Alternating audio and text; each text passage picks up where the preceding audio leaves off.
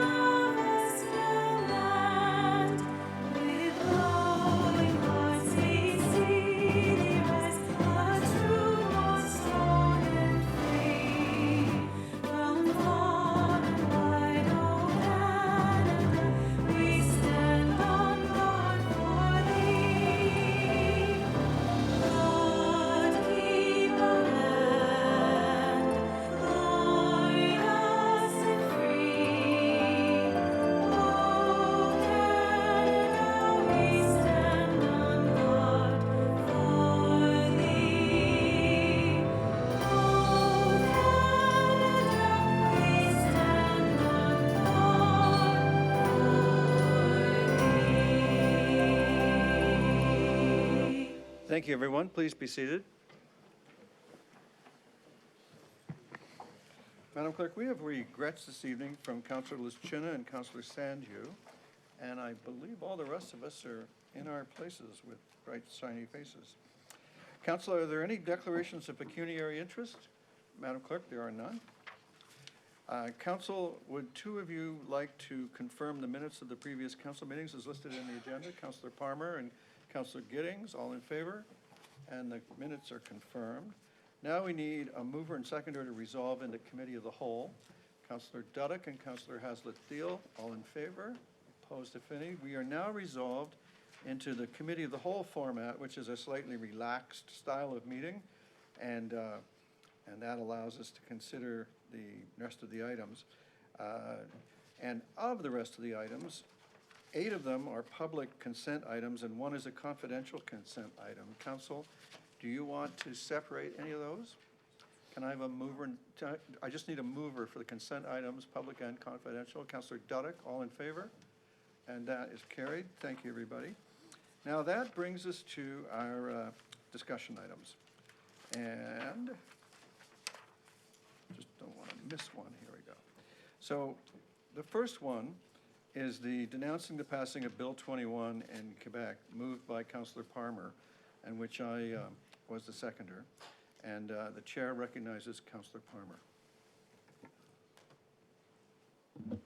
Thank you, Your Worship.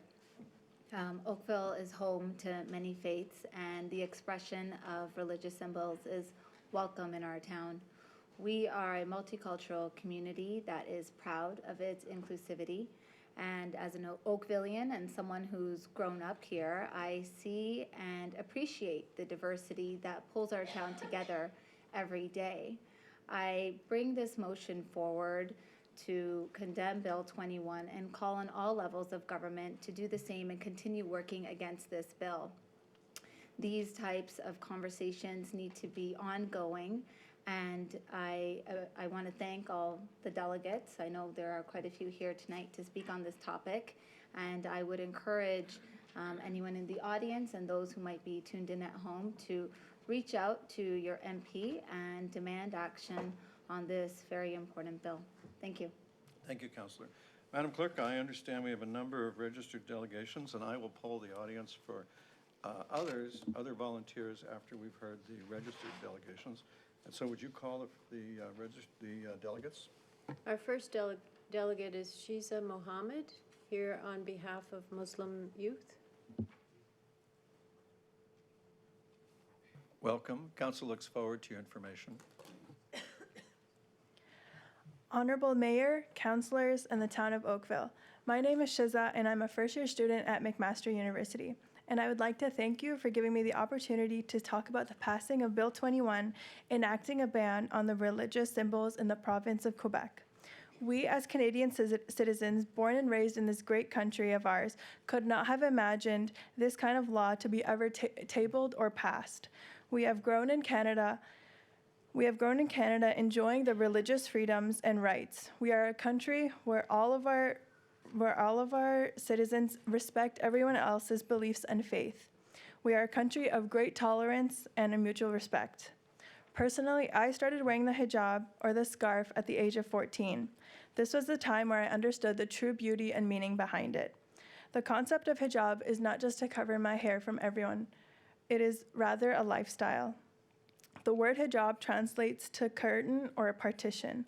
It represents a form of submission and as a constant reminder as to why we are placed in this world. It is simply an instruction from God upon us. Taking away the freedom to show our devotion to God or our religion simply does not coordinate and coincide with the Canadian Charter of Rights and Freedoms. How can you tell a child that their teacher or anyone cannot wear their veil, kippah, just simply because it is wrong? So we are risk having a new generation thinking if you wear a religious symbol that there's something wrong with choosing how to dress and what you wear. Not only will this be detrimental to today's society, but also to our future generation of kids, grandkids, and great-grandkids. If this is how we are starting to put up restrictions in Canada, then it will certainly build its way up, and Canada will not be known as welcoming, inclusive, and respectful towards all walks of life.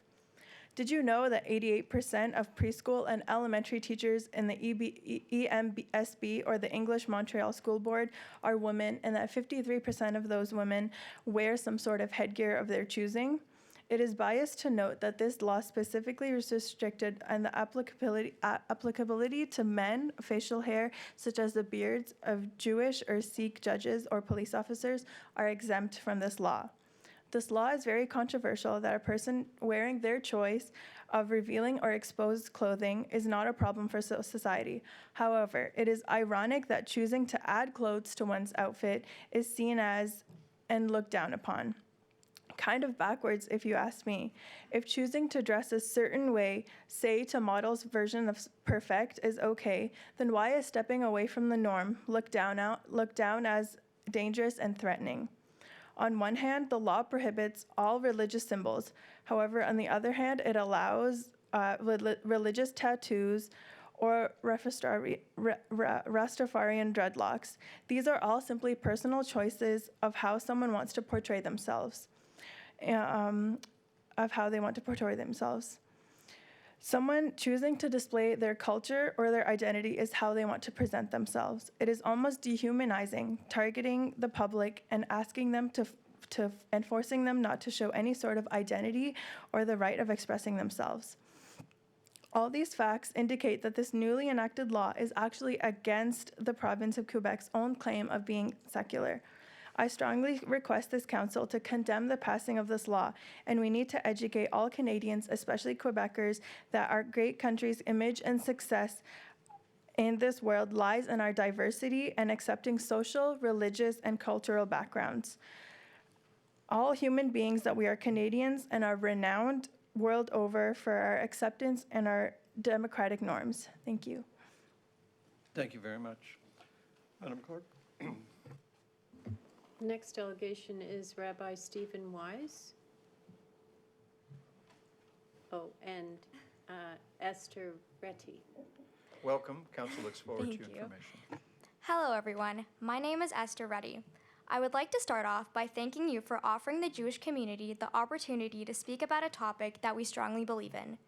This is something a group of us from our synagogue youth group recently discussed, and I'm representing them and am excited to share our thoughts with you tonight. Bill 21 is very controversial. Regardless of your religion or the symbols you wear, one ought to be able to hold any public servant position in Canada, such as a mayor or a teacher. However, Bill 21, prohibiting public servants to wear their respective religious symbols, is an attempt to eradicate religious practice. Individuals such as Lionel Perez, the municipal opposition leader in Montreal who wears a kippah, would not be allowed to teach at public schools in Quebec. The Jewish community condemns this bill. As Jews, we know all too well of what it feels like to be on the receiving end of having our religious practices controlled by others. While over time society has continued to advance in religious freedom and discrimination against our faith and many others has lessened significantly, this bill would be a substantial step backward for the province of Quebec and the country of Canada. This bill reminds me personally of what my people experienced in the Holocaust. In Nazi Germany, the Jews were forced to wear Stars of David, an important symbol of our religion, in an attempt to use our identity to dehumanize us as a people. Bill 21 has the same consequence, taking our right to display our religion away from us. I fear this will negatively affect Quebec schools. Lisa Starr from McGill University said, "It pits people against one another. I hate the idea that a child is going to be put in a position where they would have the obligation to police other people." Students who wear hijabs, for example, have contacted the department to find out how they will be affected by this legislation. Do we want students and teachers to feel unwelcome at school? In conclusion, Bill 21 is very troubling because it is against our values as Canadians who strive to offer a place to live without religious discrimination. We have worked so hard to get where we are today, where people feel safe and accepted no matter who they are or where they come from. This bill takes a huge step back in this progress, which is disappointing, and we can only hope that a collective concern will eliminate it, and so that no one has to be shunned for their identity. This bill is not representative of what our country stands for, a nation who celebrates cultural vibrancy and tolerance. Our Canadian values and identity are built off and thrive from our ethnic diversity, and to see that being stripped away goes against what we stand for. Thank you. Thank you very much for your information. Madam Clerk, the next delegation. Rabbi Wise, did you want to speak? No. Okay, thank you. You said everything I could possibly say. You were listed, just checking.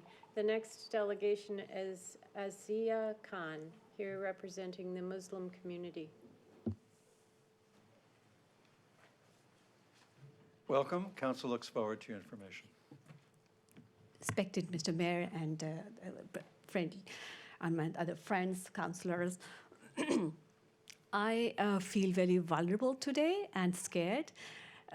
Unfortunately, not because I'm standing here and speaking in front of you, but because the topic that I'm going to speak on, and two of my friends just spoke, and that is Bill 21, which is actually in respecting the act, in respecting to the laicity of the state. We already know that the bill actually prohibits certain public officers or public workers, including judges, lawyers who are public prosecutors, and police officers, teachers, from wearing religious symbols or garments to their work. I am myself a lawyer, and I can feel the pain that anyone would feel when they want to be a public prosecutor, and that is what happened with one of our friends in Quebec, and that is Noor Farhat. She dreamt of becoming a criminal prosecutor. Now she can see that dream is not coming true, and that she's living in the area where she was brought up. Right? She was born, brought up, and now she cannot take up the job. Well, that is not just happening with her, but there are many others. I wanted to bring the material on that for at least 6 of those people who have really been affected by this, and many more obviously, but 6 of them and they have been assaulted physically as well because of wearing, in this case, hijab. And as we know, the law does not only discriminate against Muslims, it's against Jews, Hindus, Sikhs, whoever wants to show or represent their identity, religious identity. So for now on, what we think, we understand is that what's going to happen is that the candidates in the services, public services in Quebec, will not be assessed or promoted on the basis of their merit or job performance, but nothing to do with their qualification, training, capabilities, or experience. And that is obviously very discriminatory and against the Canadian Charter of Human Rights.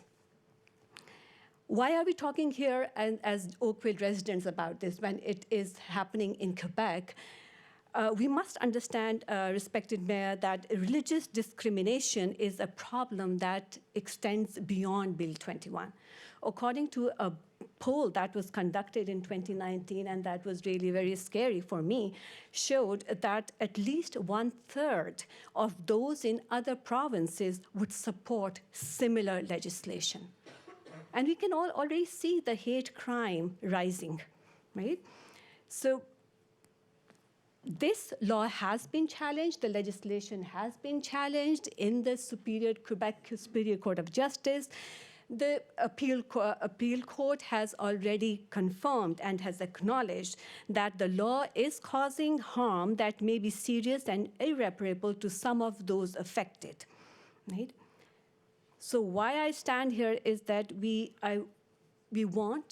I'm representing the Muslim community at the moment, that we want to affirm the right to equality for people who want to express their religious identity and condemn any government initiative or policy which would deny equal opportunities in any profession based on religion. Supreme Court of Canada, in a very famous decision in Loyola against Quebec Attorney General, very affirmed that state neutrality, properly understood, and I quote, means respecting the right to hold and manifest different religious beliefs. A secular state respects religious difference. It does not seek to extinguish them.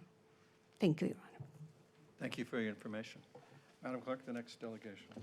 The next delegation is Sharanjit Kaur, here representing the World Sikh Organization of Canada.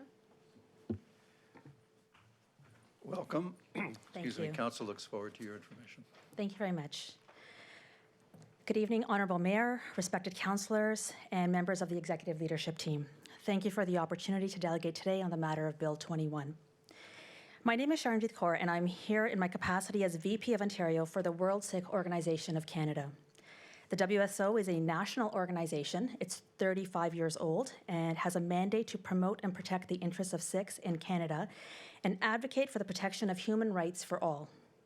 We have been to the Supreme Court of Canada on numerous occasions, fighting and protecting the rights of Sikhs and other faiths to freely practice their religion.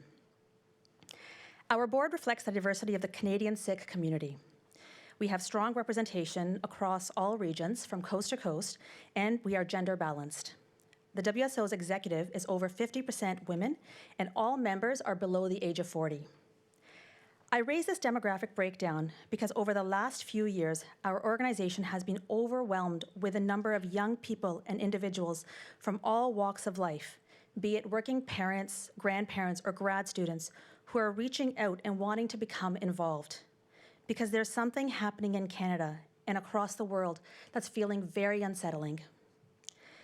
WSO has spent almost the last decade fighting the growing sentiment of intolerance towards faith-based communities in Quebec. This all came to a head with the passing of Bill 21. Very simply, Bill 21 prevents judges, police officers, teachers, and public servants from wearing articles of faith such as turbans, hijabs, or the kippa while at work. When our community first heard of this bill, our parents and grandparents started to recall the trauma of what they faced when they first arrived in Canada. How many of our fathers and brothers were told to cut their hair and remove their turbans to gain employment? How could we possibly be turning the clock back now? And if anyone still believes that this is an exaggeration, our very own WSO VP from Quebec region, Amrit Kaur, is a Dastar, turban-wearing woman who recently trained as a teacher. Over the last 2 years, we have watched her complete her studies while fighting against Bill 21, to inevitably have to leave her family and friends in Montreal to move to BC this fall so she can follow her passion to be an educator and still be true to her Sikh identity. Choosing between faith and employment are not choices we should have ever had to make, but our parents made them in the 1970s and 80s, and we are being forced to make them today again in 2020. I bring forward the lived experience of my community, but we are not alone in this fight. We are joined by our Muslim, Jewish, Christian, interfaith, and non-faith brothers and sisters. We feel the pain and fear of what this bill is doing to our society. We are already seeing the rates of hate crimes increasing in Quebec. We fear what this will mean for the rest of Canada. I also stand in front of you today as a proud public servant.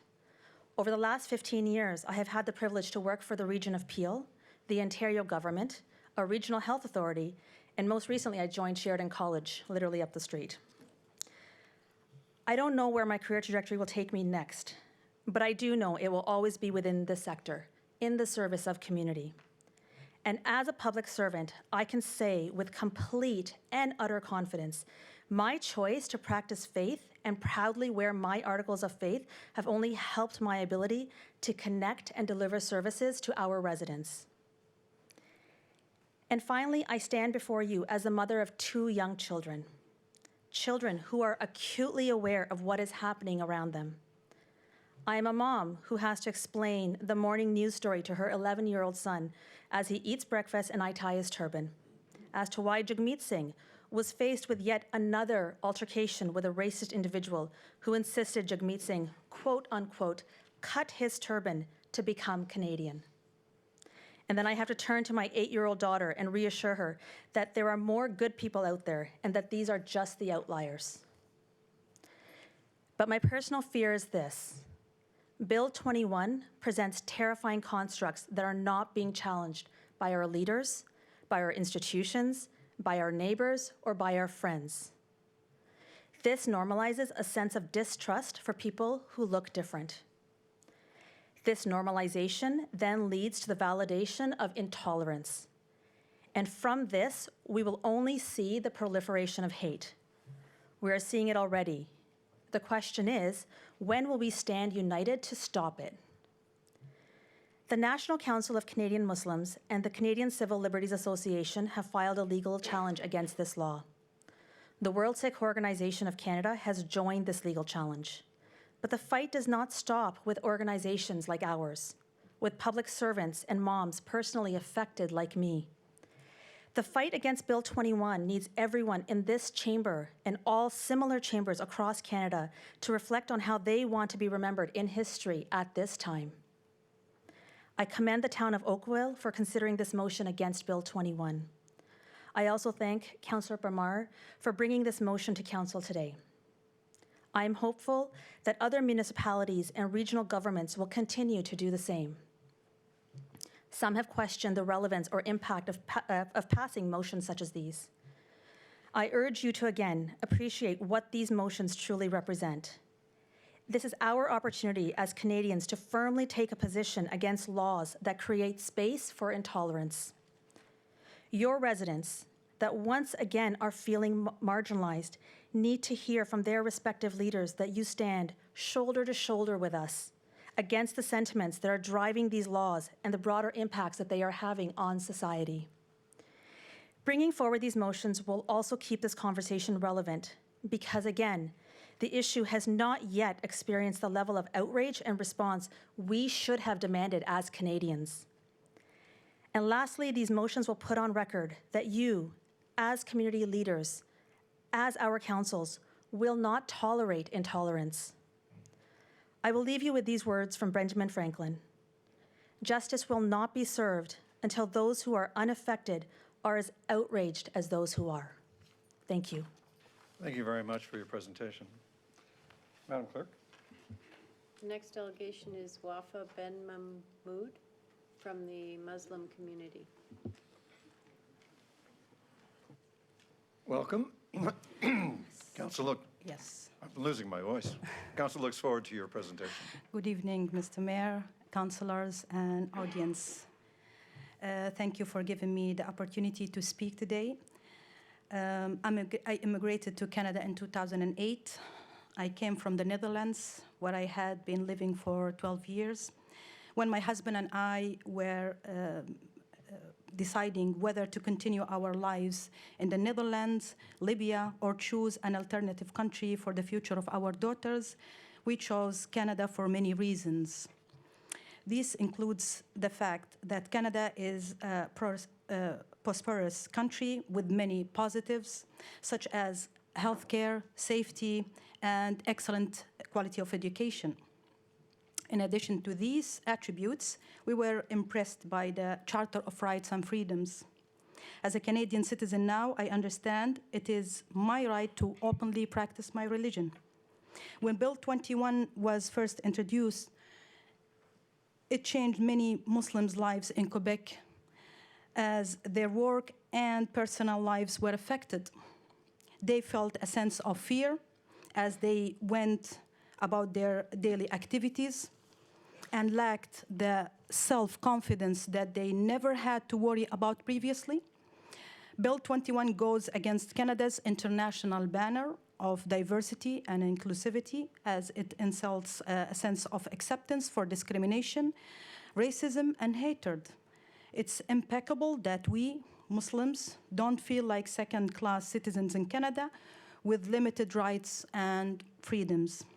Faith is part of one's identity and cannot be separated from work and school, as the hijab is a crucial part of being a practicing Muslim.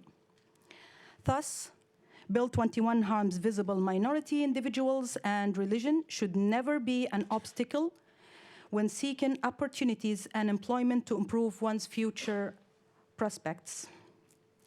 Many Muslims today in the community are contemplating the appropriate next steps for their families, and no Canadian should feel like their lives is threatened because of the religion they have chosen to practice. We chose Canada as a safe country for our kids to thrive, ensure the best quality of life, and to protect them. I'm here expressing a similar attitude as other members of Muslim community and hope that our voices are heard and accounted for today. We embrace our Muslim Canadian identity and want to ensure that our kids will be able to feel the same way in the future. Thank you so much.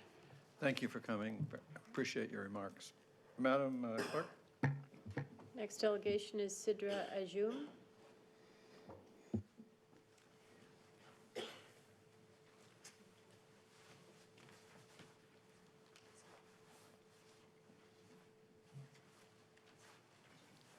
Welcome. Council looks forward to your information. Honorable Mayor and Town Councilors, thank you for letting me speak. My name is Sidra, and I am a student at St. Thomas Aquinas Catholic Secondary School, and I'm in grade 9. So I appreciate the town of Oakville condemning Bill 21 of Quebec. So Bill 21 bans Quebec's public servants from displaying religious symbols such as a turban, a kappa, or a hijab, under the pretense of asserting that Quebec is a secular province. One of Canada's greatest strengths is their diversity and how people are tolerant and peaceful to one another. Last time I checked, Quebec is one of the 13 provinces or territories of Canada. So shouldn't Canada's strength also be applied into this province? Instead, it's literally it's the opposite of it. Also, we have Oakville. So Oakville, we were once named one of the best cities to live in Canada, and we still are one of the top on the list. Why? Because of our hardworking council and community, and because of our inclusive and helpful environment. That is why. So shouldn't this be applied to Quebec too, just to improve it? Thank you. Thank you for your presentation. Madam Clerk? The next delegation is Sajid Anjum. Welcome. Council looks forward to your information. Thank you so much, Mayor Rob Burton. I'm here as a community member to support this bill because we live in Oakville, one of the best places to live for immigrant. I remember when I came here first, not as an immigrant, I came here Canada as a visitor. I realized this is one of the best countries to stay here. So I went back to India because as a journalist working with Hindi and Urdu newspaper, I covered a lot. So I went back to India and then I filed immigration. And I saw the whole, picture about Canada and spread the positive news. Obviously, just in November, our province condemned this draconian law, Bill 21, which is no place in Canada. And of course, the Canada is a champion for human rights, for equal rights, general equality, for all kind of rights for the all religion. This is the beauty of Canada. And that's why our federal leadership, they have a plan to bring almost 1 million new immigrant, foreign, to attract. But this is going to oppose our values. So obviously, I appreciate you thought about this, to condemn this, to denounce this. And at the same time, I will request what's going on. This is the beginning. What happened during the Hitler, we always, we always remember with sadness of Holocaust. So this is the beginning, which our leadership is trying to control. And now what's going on in India right now, just few hours back, 3 hours before our President of America, he's there, Donald Trump, and the people are dying there. Just hit Delhi burning. Just 3 hours ago, people has been shot by police. It is only because of they don't have tolerance about religion. So this is very good move, and I support, I appreciate. Thank you so much. Thank you very much for coming, sir. Madam Clerk? Next delegation is Shagufta Lone. Welcome. Council looks forward to your information. Thank you. Good evening, Councillor and Mayor and my fellow citizen. I'm not a speaker or anything. I'm just a common person, but I thought, well, I've done early childhood education. I'm not registered right now, so I can't say I am early childhood education, so I just want to tell you that. So the first time when I came from Kashmir, Indian occupied Kashmir. So,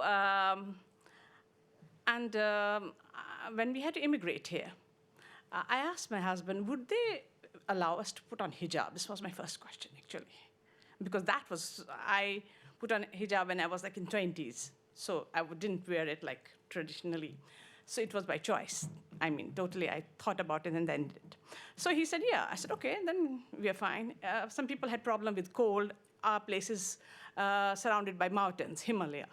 So it's a valley. So we are used to cold, So cold wasn't a problem for us at all. So, so I want to tell you about my experience with kids. It's been so fantastic with kids, how they, see you wearing different things, and then they ask you questions. Ms. Gupta, why are you wearing this? What is this? And I used to explain to them. And that's how they learn about human beings. They don't, and kids don't judge you, They just see the human interaction. They don't say, okay, this hijab is going to do something, I don't know what, as people say. And it's a very interesting thing I want to share.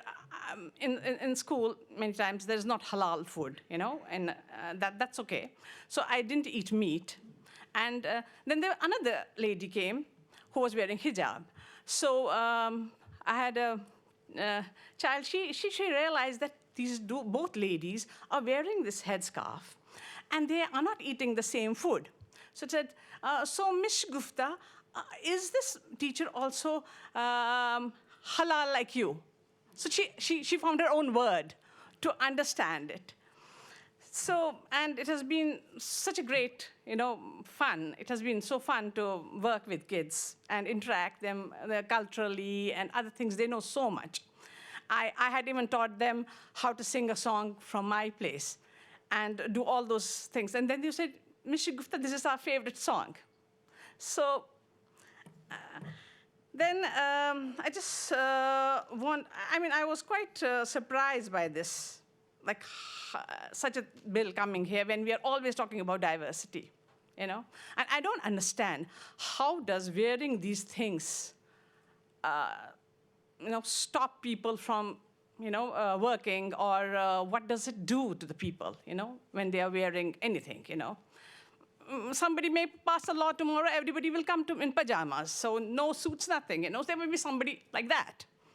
So nobody can't wear all the clothes that we all are wearing. Anyway, so I just was thinking that such things are just, somebody did touch that, it starts like that in what's happening in Burma with Rohingyas, then what's happening in India with Muslims, and in Kashmir. You must be knowing what's happening in Kashmir. Like, it is a UN resolution. It has been written by Canadians in 48 or something like that. And no one, is even looking at what all the human rights violations that are happening there.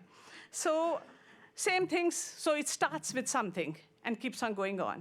And then also I want to say that this is my actually fashion thing. My hijab is my fashion and my hijab is my makeup, and it's the most fun part of my dress. So thanks so much. Thank you very much. Very informative. Madam Clerk? Next delegate is Gurpratap Tour. Welcome. Council looks forward to your information. Good evening, Honorable Mayor and members of Council. My name is Gurpratap Singh Toor, and I am here before you as a regional board member of the World Sikh Organization. 8 years ago, I moved to Canada with the hopes of starting a new life with my family here. I went to university, landed a job in the mayor's office at the city of Brampton, built a great relationship with the community around me. I'm lucky to have made so many friends from different walks of life who gave me the advice and support I always needed. The experiences at a civic level of government, like you would know, not only is a great opportunity to serve your community, but you learn from the different values of people around you. Unfortunately, for anyone who looks like me, they will not get these same opportunities in Quebec. People from different cultures who wear the articles of faith cannot teach in schools, they cannot serve in any public office, they cannot see people who look like them in any leadership roles. Where in Ontario we enjoy diversity in the forms of invaluable knowledge, unique talents, and culturally rich experiences, this law is driving out of Quebec people from diverse backgrounds. If I were in Quebec, I would not have gotten the same experiences at my university. I would not have learned many valuable life lessons. I would not find my place in society. And I would not have had the opportunity to serve our community.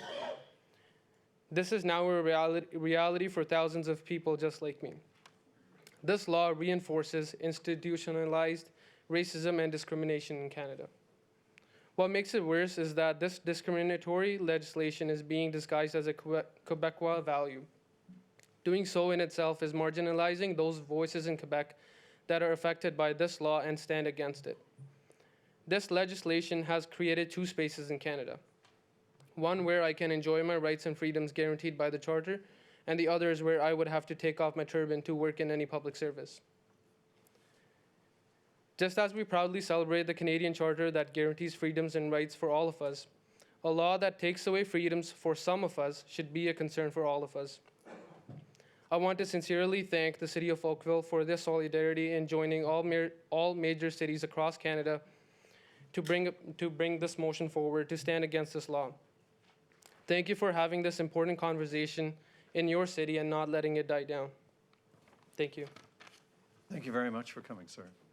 Madam Clerk? The next delegation and the last one listed is Harji Sani.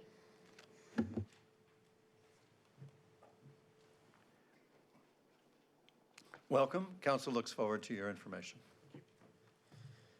Good evening, everyone. Hope you're having a great Monday. Just want to thank all the speakers that came before me. They did an outstanding job. I believe, and I'm really proud of all the communities being represented in the chamber today. I'm glad to be having an opportunity to come here and speak to everyone present. Just want to talk a little bit about a story. When I used to be a little boy, my father used to work. They used to work at a farm, my mother and my father, both of them. And they used to leave at 5:30 in the morning and return home at close to 8 o'clock every night. Every morning, I used to find my hair tied as soon as I wake up. And I realized it was my father who used to tie my hair and put a turban on me before he went to work. He had to wake up about 30 minutes early just to be able to do that. He did that until I learned how to tie a turban, and obviously it's become a part of me today. It's very important. It was very important for him to teach me religious beliefs, the values and understanding that we all share today. So it just signifies the importance of turban that I wear and the importance and how it's a part of me. It's not something that I wear for fun. I love wearing different colors, obviously, as you can see around the room today as well. However, it's a part of me, it's who I am, it's what it represents myself. I just would like to acknowledge that I am a public servant as well, working for the government of Ontario, and just understanding the fact that if one has to choose between serving for the public or serving the country versus picking the religious beliefs, I don't think that's a fair judgment, and I don't think it's fair for anyone to be able to pick between the two. Creating a law that segregates communities based on religion is not right. Violating human rights is also not right. Undermining religious and cultural beliefs is not right. The use of legislation to alienate communities or minorities and goes against the core values that Canada is built upon. One shouldn't have to pick between serving the country and picking the religious values. Therefore, I urge everyone to stand against discrimination and urge everyone in the council to urge Quebec to repeal Bill 21. Thank you. Thank you very much for your information.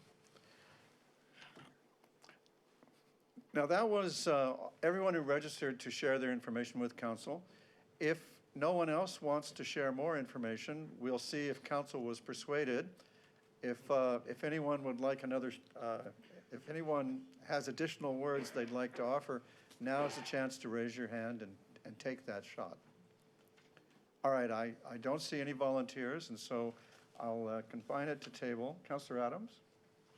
I'd like to ask for a recorded vote to ensure that everybody understands where Oakville stands on the matter, and I'm quite certain that we're going to have a unanimous vote on the issue.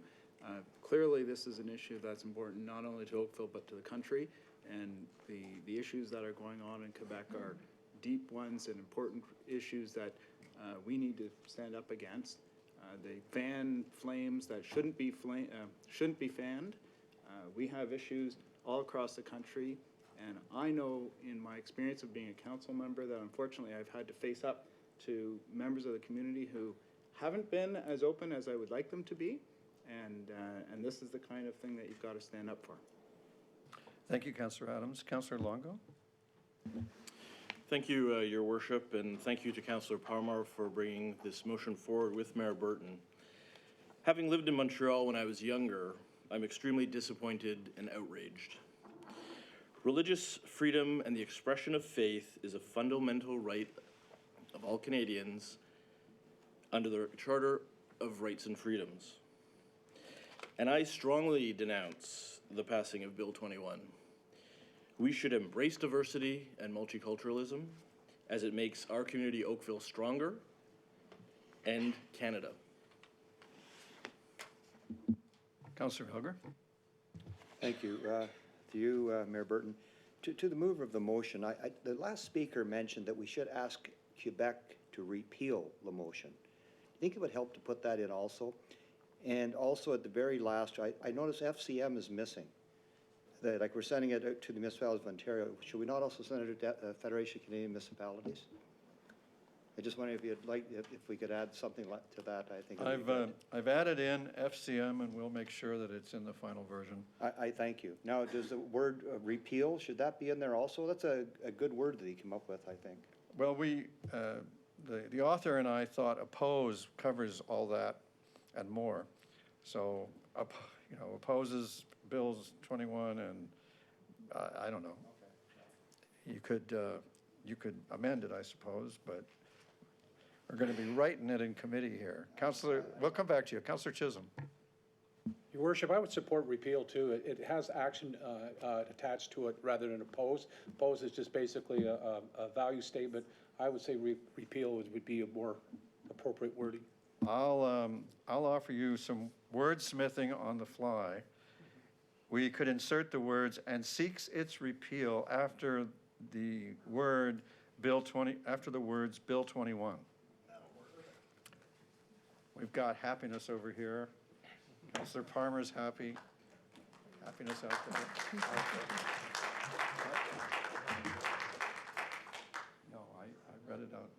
It's after Bill 20, the first Bill 21. I think. There's a few of them. Yeah, the federal government can't repeal it, only Quebec could repeal. Federal government can quash it if it's successful in the courts. All righty. Councillor Palmer. Thank you, Your Worship. I just want to thank all of the delegates once again for coming forward today and sharing with us the detrimental consequences of this bill. We truly do appreciate it, and we appreciate you coming here and sharing all of that with us this evening. And thank you to my colleague for asking for a recorded vote. I do agree with that as well. All right, we're going to have a recorded vote, and what that means is those who wish to be recorded as in favor of the motion, the resolution will rise to be named, and we will find out if we are, as I believe, gathered here, young and old, united in the desire to send a message of respect for diversity and inclusion, and hoping for the better in Quebec. Those wishing to be recorded, please rise. Councillor O'Meara, Councillor Robertson, Councillor Duddock, Councillor Chisholm, Councillor Giddings, Councillor Hazlitt-Thiel, Councillor Elgar, Councillor Longo, Councillor Knoll, Councillor Grant, Councillor Adams, Councillor Palmer, and Mayor Burton. I declare the motion carried unanimously. Thank you, everybody.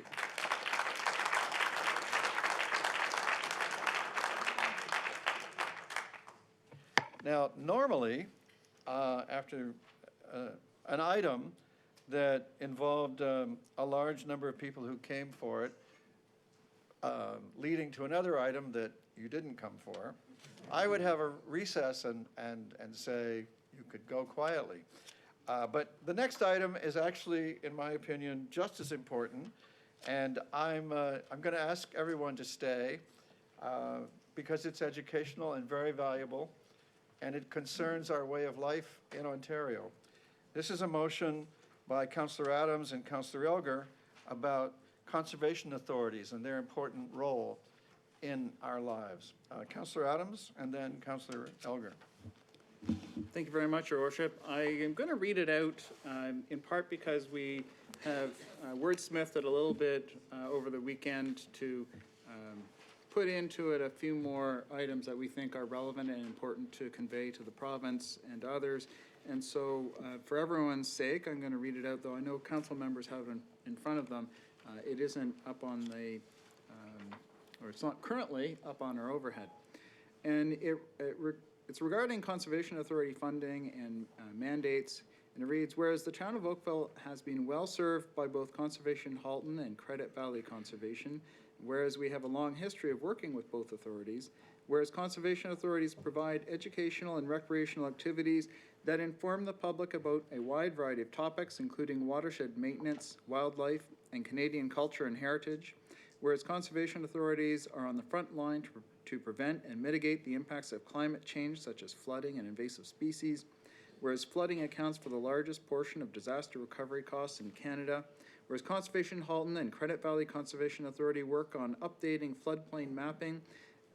Their work on updating floodplain mapping will be beneficial for community development and land use planning, flood forecasting and warnings, and emergency planning and responses. Whereas Conservation Authorities' role in reviewing community development is essential for creating sustainable communities and protecting our natural resources. Whereas Conservation Halton and Credit Valley Conservation Authority provide employment and support local businesses and tourism. Whereas the provincial government needs to provide adequate time to give consultation for the public and stakeholders regarding any changes to conservation authorities. Therefore, it be resolved that the town of Oakville requests that the provincial government improve their funding of conservation authorities to provide a more stable funding base that would prevent any downloading of cost to municipalities, that conservation authorities must continue to oversee flood control and review developmental impacts that may impact floodplains and natural heritage sites, that educational and recreational programs must continue to be implemented by conservation authorities as they provide public awareness, employment, and tourism, that the provincial government provide a sufficient time frame for the public and stakeholders to give their input regarding changes to conservation authorities, and that a copy of this resolution be forwarded to Premier Ford, Minister of the Environment, Conservation and Parks Jeff Yurek, MPPs Effie Triantafilopoulos and Stephen Crawford, Prime Minister Justin Trudeau, Minister of Environment and Climate Change Jonathan Wilkinson, MPs Anita Anand and Pam Demoff, the leaders of all opposition parties, Halton Region, the City of Burlington, the Town of Milton, and the Town of Halton Hills, Conservation Halton, Credit Valley Conservation, and AMO to seek their support and be made publicly available. To speak to the motion, this is a motion that is similar to motions that have been passed now by literally dozens of other municipalities across Ontario, dealing with the review of the mandates of conservation authorities. And just recently, Mayor Burton, I understand you were all the way in London to help deal with this particular issue, and Councillor Elgar, you made your way all the way to Peterborough area to deal with this issue, and many others have made their way to similar consultations being put on by the province about what conservation authorities should be allowed to do, who should do it, who should pay for it, and a whole bunch of other issues. And many of us around this table have sat on the boards of conservation authorities, and we understand the important role they play in protecting our citizens from the damages of floods and other issues like that. We need to, as municipalities, tell the province how important they are to the well-functioning of our communities, as well as how efficient they are at providing those protections. Conservation authorities, for the public's knowledge, work on a watershed basis rather than a political geographic basis. And as a result, we can share the costs of these kind of operations with our neighboring municipalities in ways that save us money and save our neighbors money as well, by having single areas of operation where we have experts in the conservation authorities providing that work, whereas each municipality would end up having to duplicate that if we didn't have these conservation authorities. So for those reasons, I'm bringing this forward for our council to pass. I look forward to some unanimous support on this. I hope we can have a recorded vote as well, because I think it's important for our MPPs to understand just how important this is. Thank you, Councillor. Councillor Elgar. Councillor Adams, thank you for wordsmithing this motion. It's a fantastic motion. I would add FCM to it. I think we should throw that in. But I would also I'll be quick, but I'd like to ask the public if they would please take the time to email their MPP and our Premier to tell them how important this motion we are passing tonight.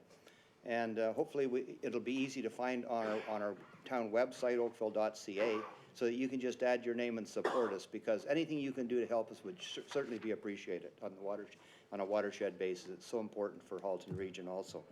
So even everyone online too, anything we can do. And if you wouldn't mind copying the mayor also on everything you send out, so that we have a copy and keep track of everything, I'd appreciate it. Thank you. Thank you, Councillor. That's a good idea. I hope the public understands that conservation authorities are created and funded by the cities in order to prevent floods and keep people safe. And these were invented after terrible floods killed many people before everyone wised up that people can't be allowed to just clear-cut land wherever they want to. We have to worry about where the water goes and whether or not it's going to be safe. And so the Great Flood of 1937 in London, followed by Hurricane Hazel and the terrible death toll there, where more than 80 people died, put the steam into the movement and got these things created. And we've been very, very well served by Conservation Halton and the Credit Valley Conservation Authority. So with that, Council, a recorded vote has been called for. I think I should mention that if you go online, Friday's Toronto Star had an op-ed, an opinion piece by a contributor named Wendy Burton that tells you the history of why they're important. And I do recommend it. I know that you'll think I'm biased when I tell you it's a very good article. But to be recognized in support of this motion, please rise to be named. Councillor O'Meara, Councillor Robertson, Councillor Duddick, Councillor Chisholm, Councillor Giddings, Councillor Haslett-Thiel, Councillor Elgar, Councillor Longo, Councillor Knoll, Councillor Grant, Councillor Adams, Councillor Palmer, and Mayor Burton. I declare the motion carried unanimously. Thank you, everybody. And thank you.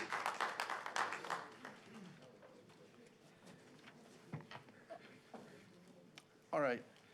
Now, if you'd like a 2-minute break so that you can leave without disturbing the meeting because you might not be keen about the rest of our affairs this evening, I'm going to call a brief bio break for council so that comings and goings won't disturb the meeting.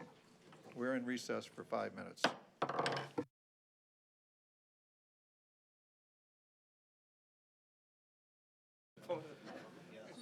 All right, ladies and gentlemen, I'm calling the meeting back to order, and we are turning our attention to item 11 now, which is the Lakeshore Road Reconstruction and Streetscape Project Phase 2 Project Schedule Report from the Engineering and Construction Department. We have delegations listed, and let's see, I'm looking at Ms. Stevens. Are we expecting a presentation from you? Or are you ready for questions?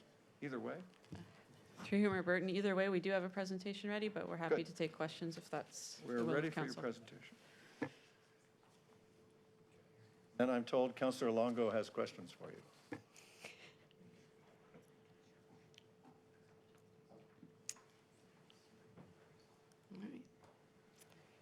All right. Well, good evening, Mayor Burton and members of council. We are here tonight to provide you with an update on phases 1 and 2 of the Lakeshore Road Revitalization Project. The project team, including all its components, staff, consultants, the contractors, is focused on completing this project as efficiently as possible while delivering a high-quality streetscape on time and on budget. Tonight's presentation provides an update on the work that's been completed since the December report, and also provides an update on the project schedule and the opportunities that have been reviewed for their potential to allow us to finish the project earlier. We've reviewed multiple options and opportunities to accelerate the project schedule. At the December council meeting, the delegates from the downtown businesses clearly indicated that they wanted to see the project completed before the mid-November deadline. In fact, they asked that the project be finished by September the 1st. The project team has reviewed the construction staging, materials, hours of work, options for additional crews, and design changes to determine if any or a combination of these could significantly shorten the project schedule. And we have 3 major opportunities that are presented in tonight's report. This is the project schedule as it was presented to you in December. The schedule was based on Enbridge beginning their work in mid to late January and replacement of the sanitary sewer on Thomas Street beginning at the first week of January. As we mentioned in December, the project schedule for 2020 incorporated the lessons learned from phase 1, including the need for more time to complete the phase work than was included in the 2019 schedule. The 2020 schedule allows for the reallocation of resources to focus on the tasks that have the greatest potential to impact the project timeline. Maintaining the critical path is of utmost importance to us. And the deployment of crews to date in 2020 reflects our commitment to keep the project on schedule. The contractor has reviewed the sequencing of work in phase 1 and in phase 2. Some of the tasks, such as the excavations for the Silva cells and sanitary laterals, have been combined in order to improve efficiency. And the schedule as it was presented in December accounts for these changes.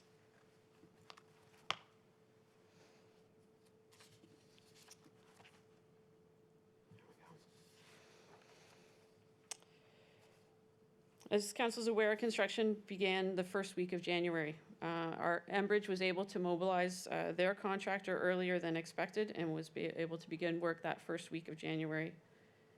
They were able to complete their work and turn over the 3 blocks of Lakeshore in phase 2 to the town's contractor by the end of the second week of February. Other work that's been completed to date includes the sanitary sewer on Thomas in the first block from Lakeshore to Church. Once this block was complete, the underground crew was moved to Lakeshore to begin the water main work. The water main on Lakeshore is on the critical path, and so as soon as Enbridge was able to turn over that block, the underground crew moved there to install the water main. That's key to keeping us on that critical path. Church Street was reopened, and the crews will return there to do the second block of sanitary sewer replacement after they've finished on Lakeshore.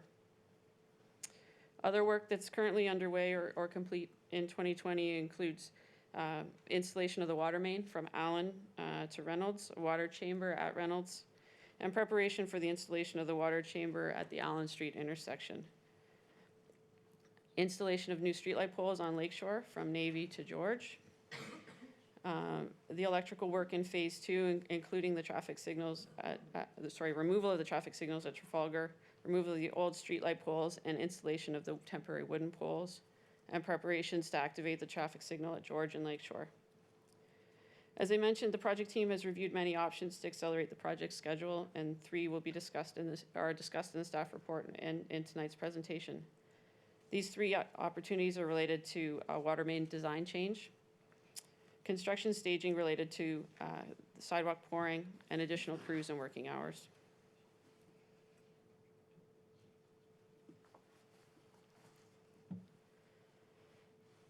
The first opportunity is a design change for the water main between Trafalgar and Dunn. The Lakeshore project includes the installation of a new water main and water services. And in order to avoid the potential for conflicts between the new water services and other utilities, the water main between Dunn and Lakeshore was proposed to be constructed in a deep trench. However, if the water main can be constructed at a shallower depth, work will proceed more quickly, and there's the potential to save 3 to 5 days on the project schedule. In order to determine if we can build the water main at that shallower depth, we need to dig some test pits to confirm the elevations of the other utilities in this section. If there are no conflicts, the design drawings will then be updated and submitted to Halton Region for approval. The feasibility work can be done without delaying the overall project schedule and work in the other blocks. The additional cost for the drawings and utility locates is estimated at around $10,000, which is a relatively low cost compared with the potential time savings to the overall project schedule. And staff recommends that we proceed with these test pits in order to determine if this design change is feasible, and if it is, that we forward the drawings to Halton Region to seek their approval for this change. The second opportunity is related to construction staging and involves the use of a continuous pour technique for the sidewalks. We investigated this opportunity in phase 1. We contacted every business on one side of a block to see if they would be willing to and able to, for one day, allow customer access through a back door or to remain closed until the concrete pouring was complete that day. We had mixed levels of support for this idea in phase 1. Some businesses were supportive of the idea and could accommodate the request, while others were not able to accommodate it or they did not support the planned approach. And in the end, there was only one side of one block where we were able to implement this method.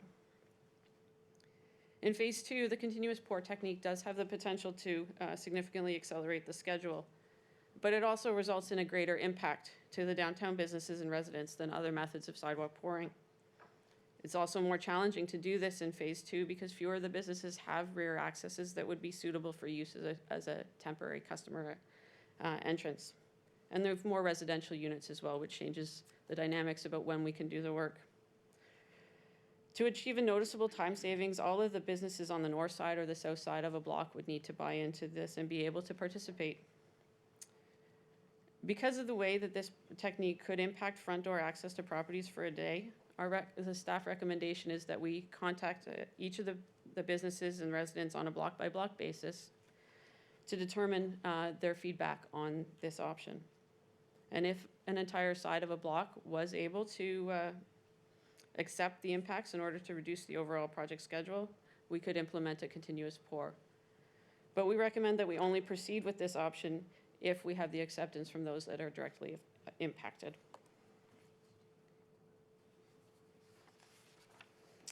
The third option that was reviewed was the potential to add more crews and to require longer working hours. This is an opportunity that we've heard from many of the stakeholders as a means to finish the project much earlier than the contract completion date.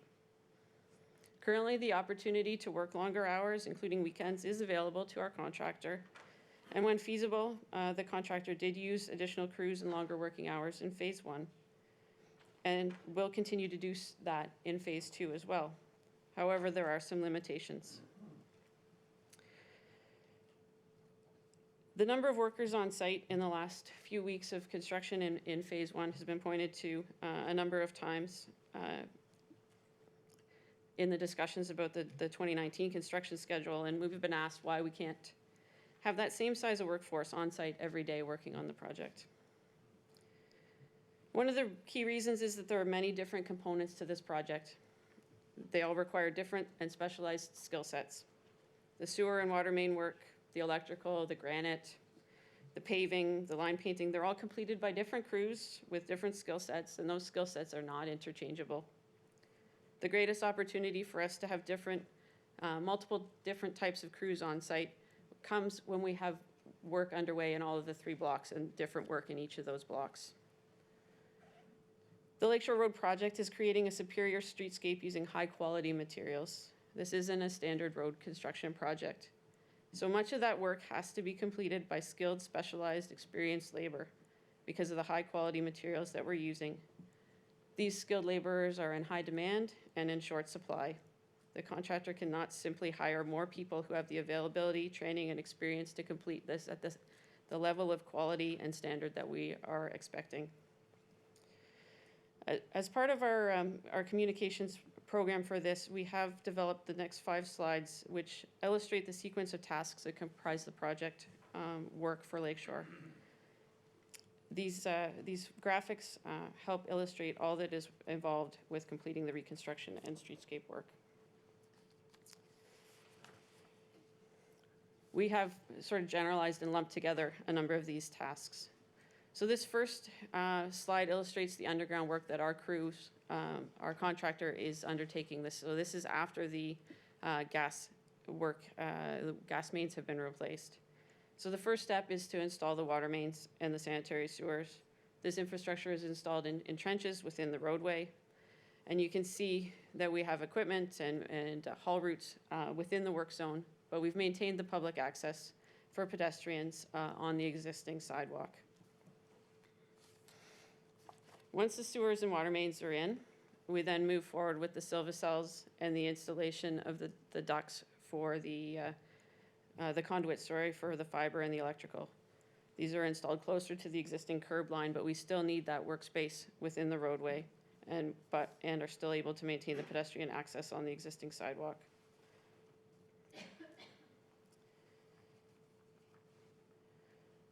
Once the silvicels are complete and filled in, we move above ground and start with the pouring of the concrete sidewalk. This requires the pedestrians to be moved into what is the existing roadway. That work zone is still used as a route in and out and for storage of material and for the equipment that's necessary to do this work. And work would be underway in different blocks at the same time as this work is ongoing.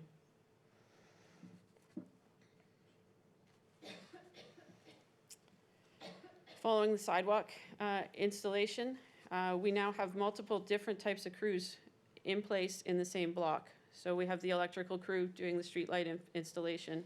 We have another concrete crew doing the lay-bys and curbs. We have the granite installation in the boulevards. And so as you can see, as we're above ground, we're able to now get different skill sets and different crews active within the same block.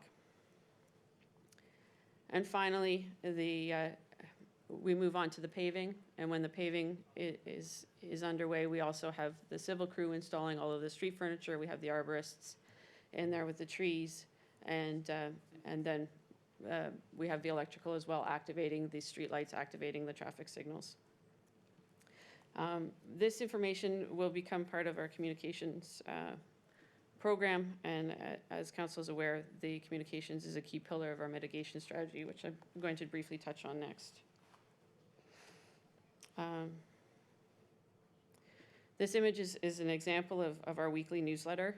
A change for 2020 is that residents, stakeholders, businesses can sign up for this directly now to receive this from town staff.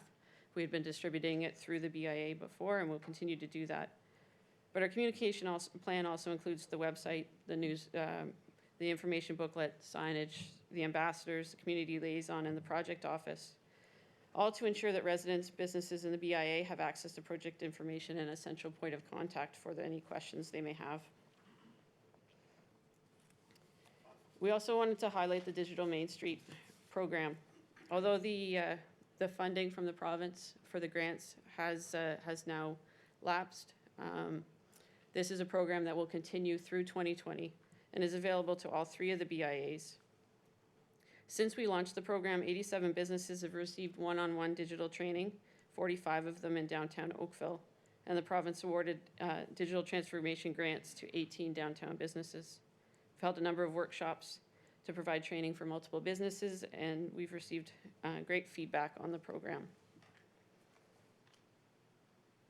I'd like to also address sidewalk winter maintenance, as this is an area we've had a number of questions about in the last little while. Sidewalks in our BIA areas currently receive the highest level of priority service for winter maintenance. They're regularly salted and plowed to achieve bare pavement. We also have periodic snow removal in our BIA areas when the windrows are large and make pedestrian access or access to parking difficult. In the newly constructed section of Lakeshore, we have a wider sidewalk platform than was there before. In the spring, we'll also be adding the street furnishings, the benches, litter receptacles, bike rings, bollards, and the elevated tree pits. And some of these will become permanent year-round features. And in addition, there are the furnishings and other items that are placed outside businesses. So we have a wider sidewalk platform to clear, but we also have more things that are in the way that we need to navigate around as we're clearing the snow. As a result, in addition to broadening the area of mechanical sidewalk plowing where it's feasible, we are recommending that the current sidewalk plowing service be supplemented with hand clearing. And the Roads and Works Operations Department has retained the resources to do this for 2020. Winter control services for this fiscal year are projected to be within budget, but if there are any cost overruns, they would be funded from the winter control reserve. And as part of the budget process for 2021, Roads and Works Operations will bring forward the projected full season costs for consideration. In conclusion, the Lakeshore Road Reconstruction and Streetscape Project team is committed to completing the project as efficiently as possible. The team's focus remains on delivering a high-quality project with the investment made in downtown Oakville and based on an understanding of the impacts of large-scale construction on businesses and residents downtown. There are limited opportunities for a significant acceleration of the project schedule. The scope and the scale of work to be completed in Phase 2 is greater than in Phase 1. There is a lot of work to be done. Moving forward, the project team will continue to focus on maintaining the critical path and being flexible such that crews are deployed where they ensure that work moves ahead expeditiously, even if this means they're moving back and forth between blocks and tasks. And where feasible, additional crews or longer working hours will be employed. In accordance with the contract for this project, work is to be substantially complete by mid-November. The contract for Phase 2, the schedule for Phase 2 and Phase 1 as presented in December had the construction work wrapping up in the middle of October, followed by site cleanup and demobilization, which would be complete by the middle of November. Deficiencies would also be addressed during that time as part of the 2020 project schedule. Mayor Burton, that concludes my presentation. I'd be happy to take any questions. Thank you. I believe Councillor Chisholm is going to oblige you, and Councillor Giddings and Councillor Hazlet-Thiel and Councillor Longo. Councillor Chisholm. Thank you, Worship. Just a couple quick questions. I want to go back to the continuous pour project, and knowing that you have full buy-in from whether the north or the south. Was there any consideration looking at the continuous pour during a Sunday or an evening? And I guess the second part of that question, what's the curing time for that pour? Through you, Mayor Burton, yes, we would look at different, doing it on the weekend or doing it overnight. We need to understand in each block, though, who's there and what their access needs are. So if it's a block that's got significant residential, then that's got needs that are different than a block that has mostly businesses that are open normal weekdays and Saturdays, normal working hours. So yes, we're open to that. That would be part of our discussion with with the people on each side of the block. So, the question is, that discussion been already happening, or is it something that's got to come from tonight's council meeting? No, that's a discussion that we will have with them on a block-by-block basis to see. Okay.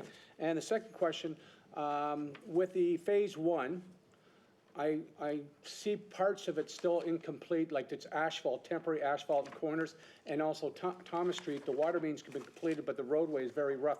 Is that being done as we speak? Through you, Mayor Burton, a number of the phase one tasks are temperature dependent.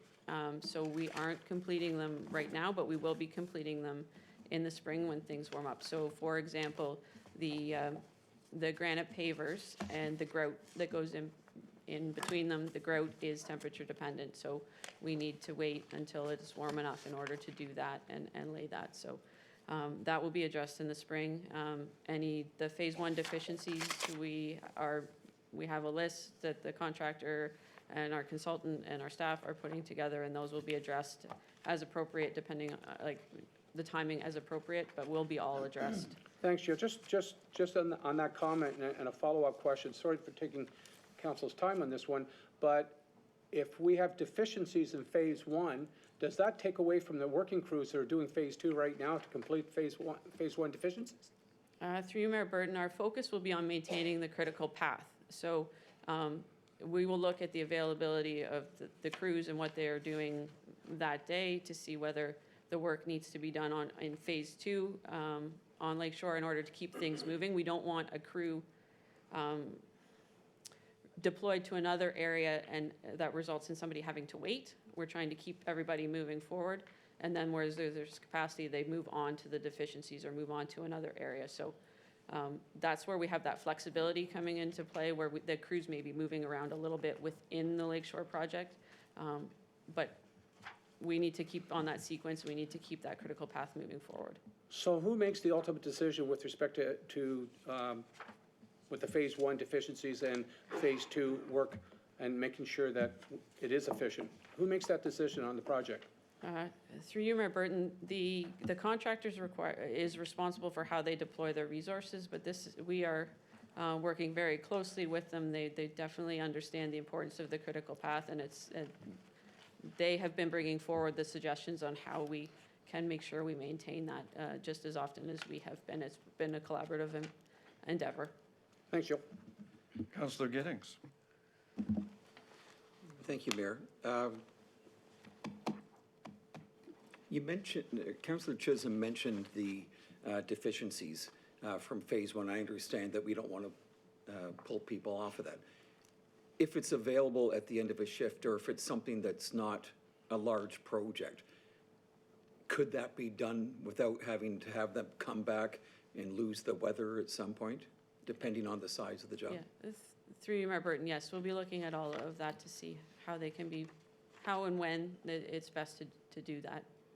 All right, and 3 to 5 days for the potential with the region, with the water main.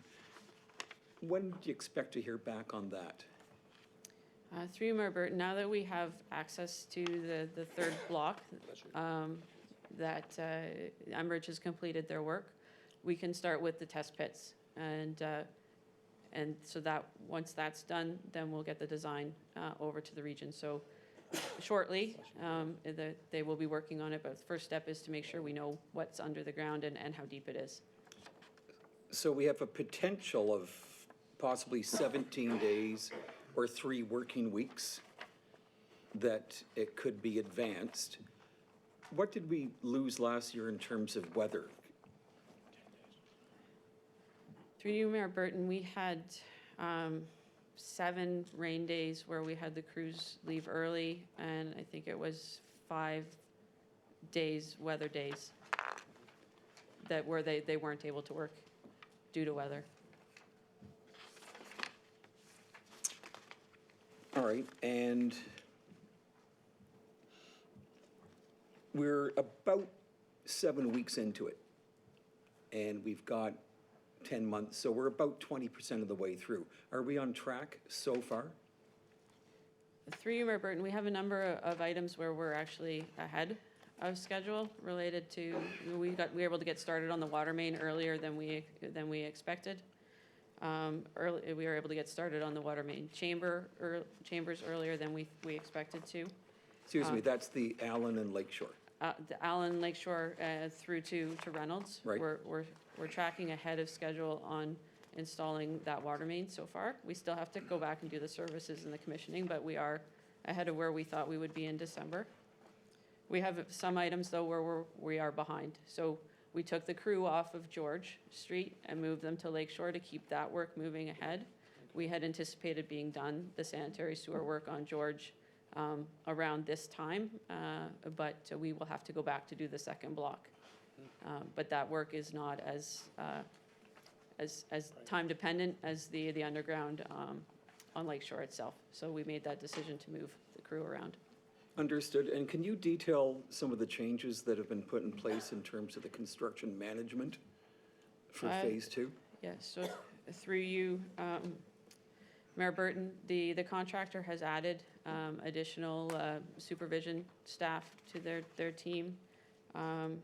We've added additional resources to also look after this project and make sure that we are keeping it on track as well. Those would be the two primary things I would mention. All right, and last question at this point. The report talks about coming back to council in spring of 2020. And the date for that? Through you, Mayor Burton, if we write the report for May, we're almost starting it right now, so we were anticipating a June date. But all of the normal communications that we've got in place would continue in between now and then. All right, and last question. What's keeping you awake at night on this project right now? Is it what we don't know that's under the ground that we may hit when the diggers are digging, or? Through you, Mayor Burton, we want to complete this project as efficiently as possible. We want to make sure that we are providing as much information and the right information so that people know where we're at and how the project is going.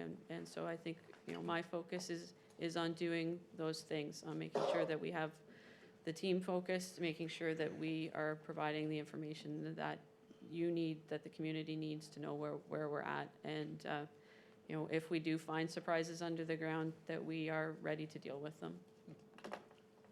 Thank you, Director Stevens. Councillor Haslett-Deal.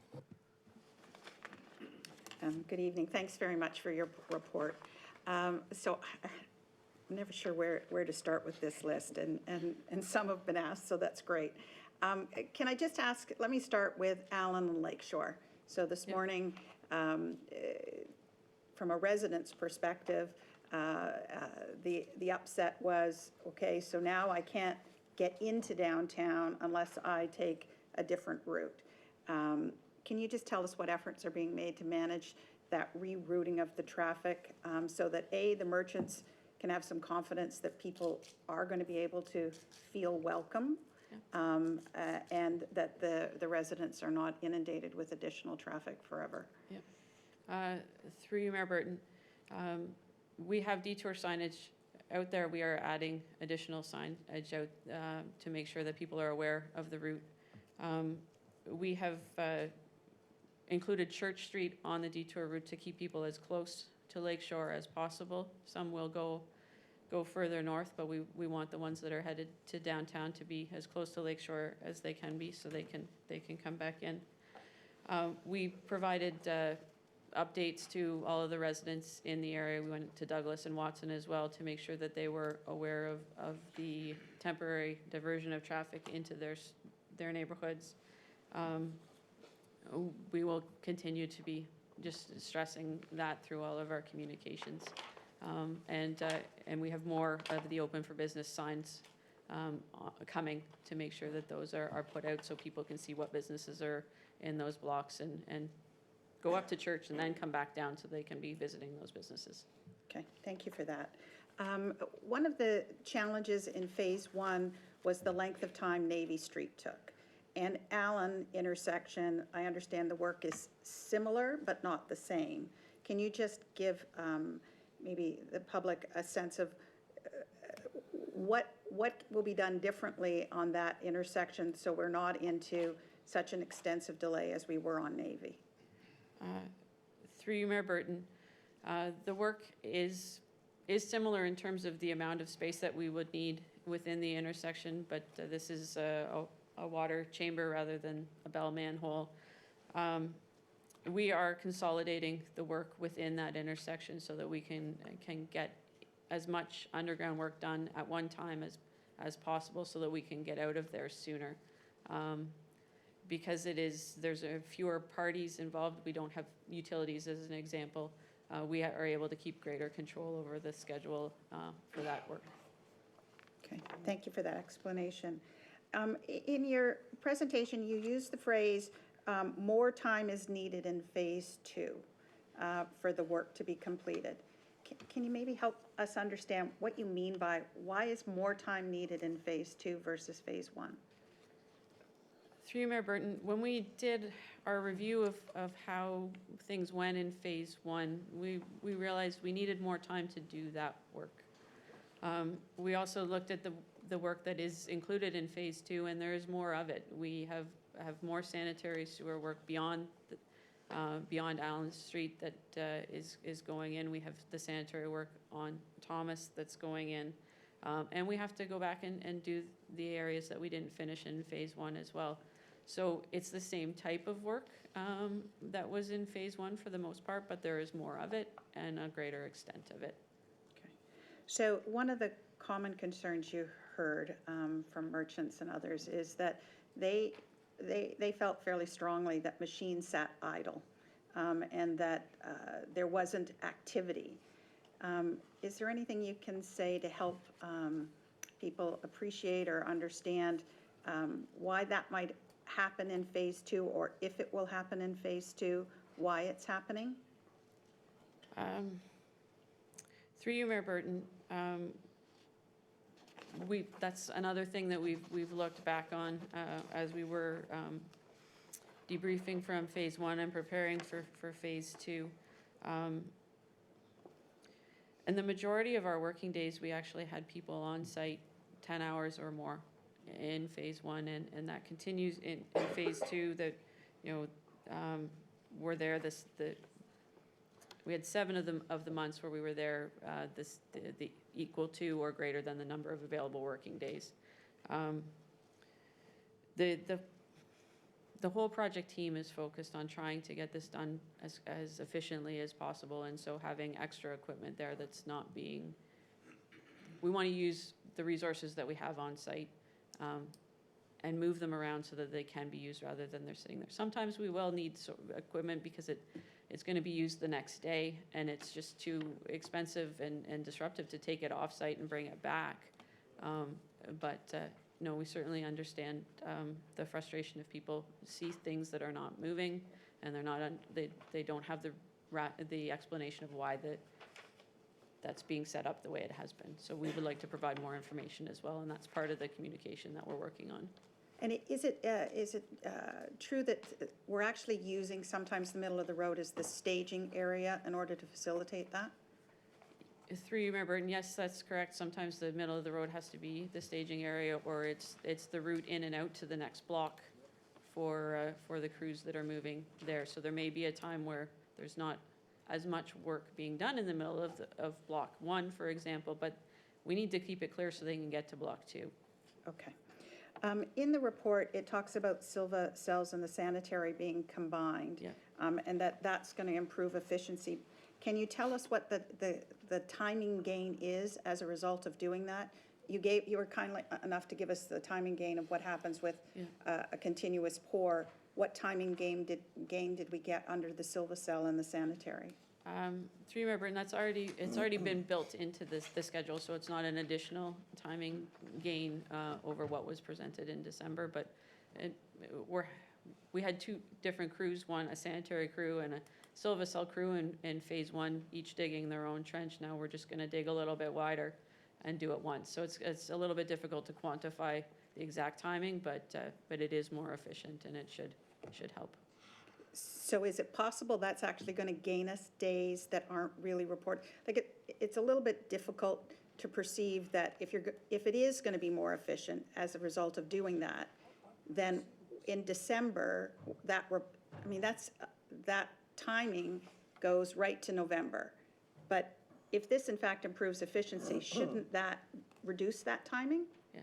Through you, Mayor Burton, the schedule as presented in December had most of the work actually wrapping up in the middle of October, with the demobilization and the site cleanup being from the middle of October to the middle of November. And that would also be the time where we were doing the deficiencies. So yes, that was already accounted for in terms of speeding up the schedule at that point. Okay.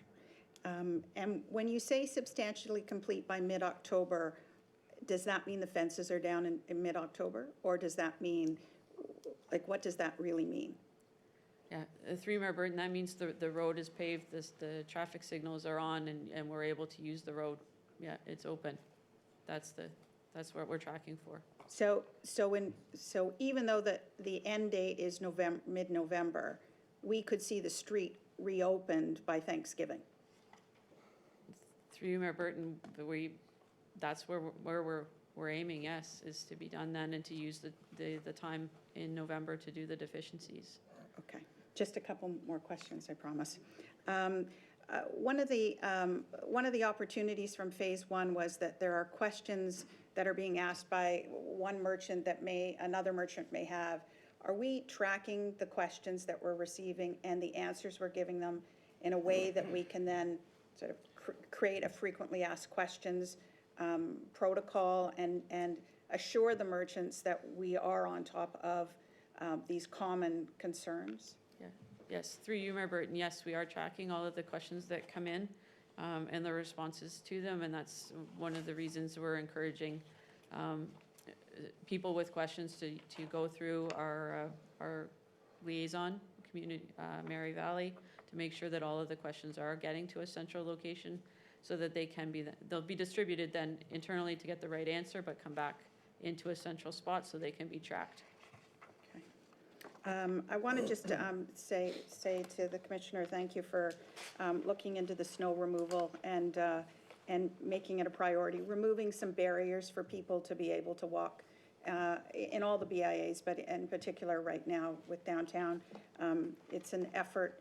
I get hand shoveling is not ideal, and it may not be able to be forever, but we appreciate that effort has been made this winter. Mayor Burton, at the appropriate time, I'd like to actually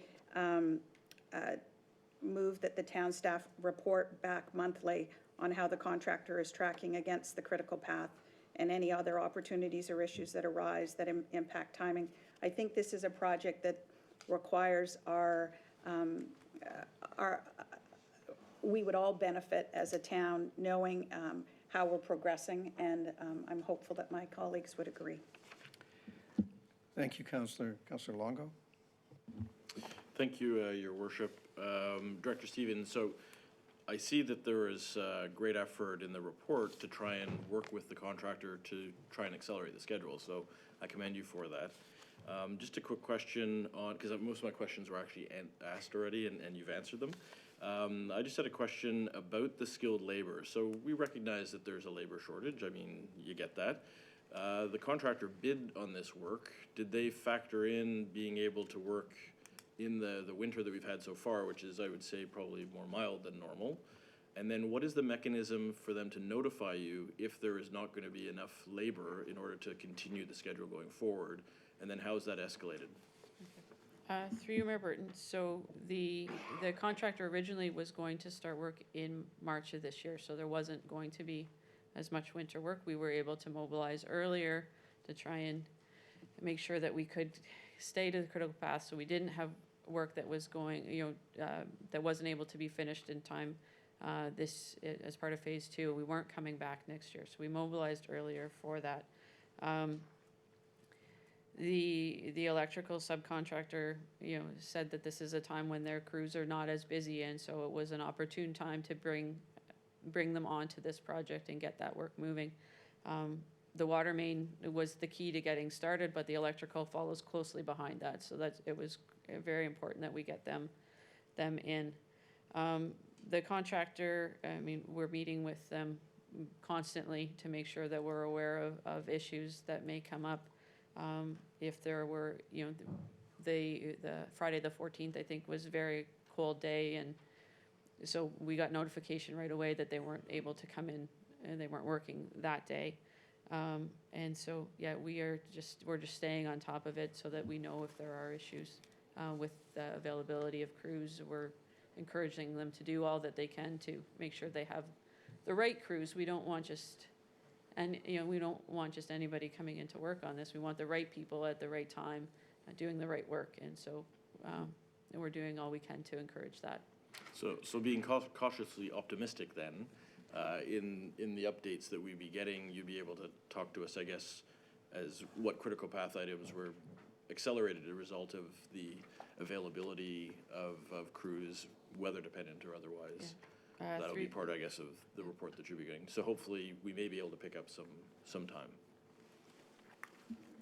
Yes, through you, Mayor Burton, we'll report back as to where we are, just as we've done tonight on the work that's been completed and any areas where we are tracking behind schedule. Thank you, Councillor. Anyone else? All right, it's moved by Councillor Hazlitt-Thiel that the update regarding the Lakeshore Road reconstruction and streetscape project contained in this report be received and that staff update council monthly on the progress. Councillor Hazlitt-Thiel. I actually had two more questions. Is that okay? You fooled me. You tricked me. I'm sorry. Go right ahead. Okay, so Councillor Longo, thank you for the questions on skilled labor because you reminded me. Has any discussion occurred with the contractor on incentives for his skilled workforce to complete the project earlier? Through you, Mayor Burton, yes, we've talked to the contractor to see what we could do, what he could do to bring in additional labor to allow them to work longer hours. And what we've been told is that those workers are in such demand that they have the flexibility to choose where they want to work. And if they are forced to work longer hours than they want to work, then they will go and work somewhere else. And so we are trying to balance we want to keep the good workers that we have on this job and not run into a situation where we are. My other two quick questions are, how many people are currently subscribed to the Downtown Revitalization newsletter? Through you, Mayor Burton, we'll have to get back to you on that, but we've been promoting it under a number of channels. Okay, so to anybody who's watching that's a merchant or an interested resident, I really strongly encourage you to be on the weekly update. It really does give you more timely insight than waiting for council meeting, even though I do want a council report monthly. And my last question is, will the BIA be able to plant perennials in the tree cells, the new tree areas?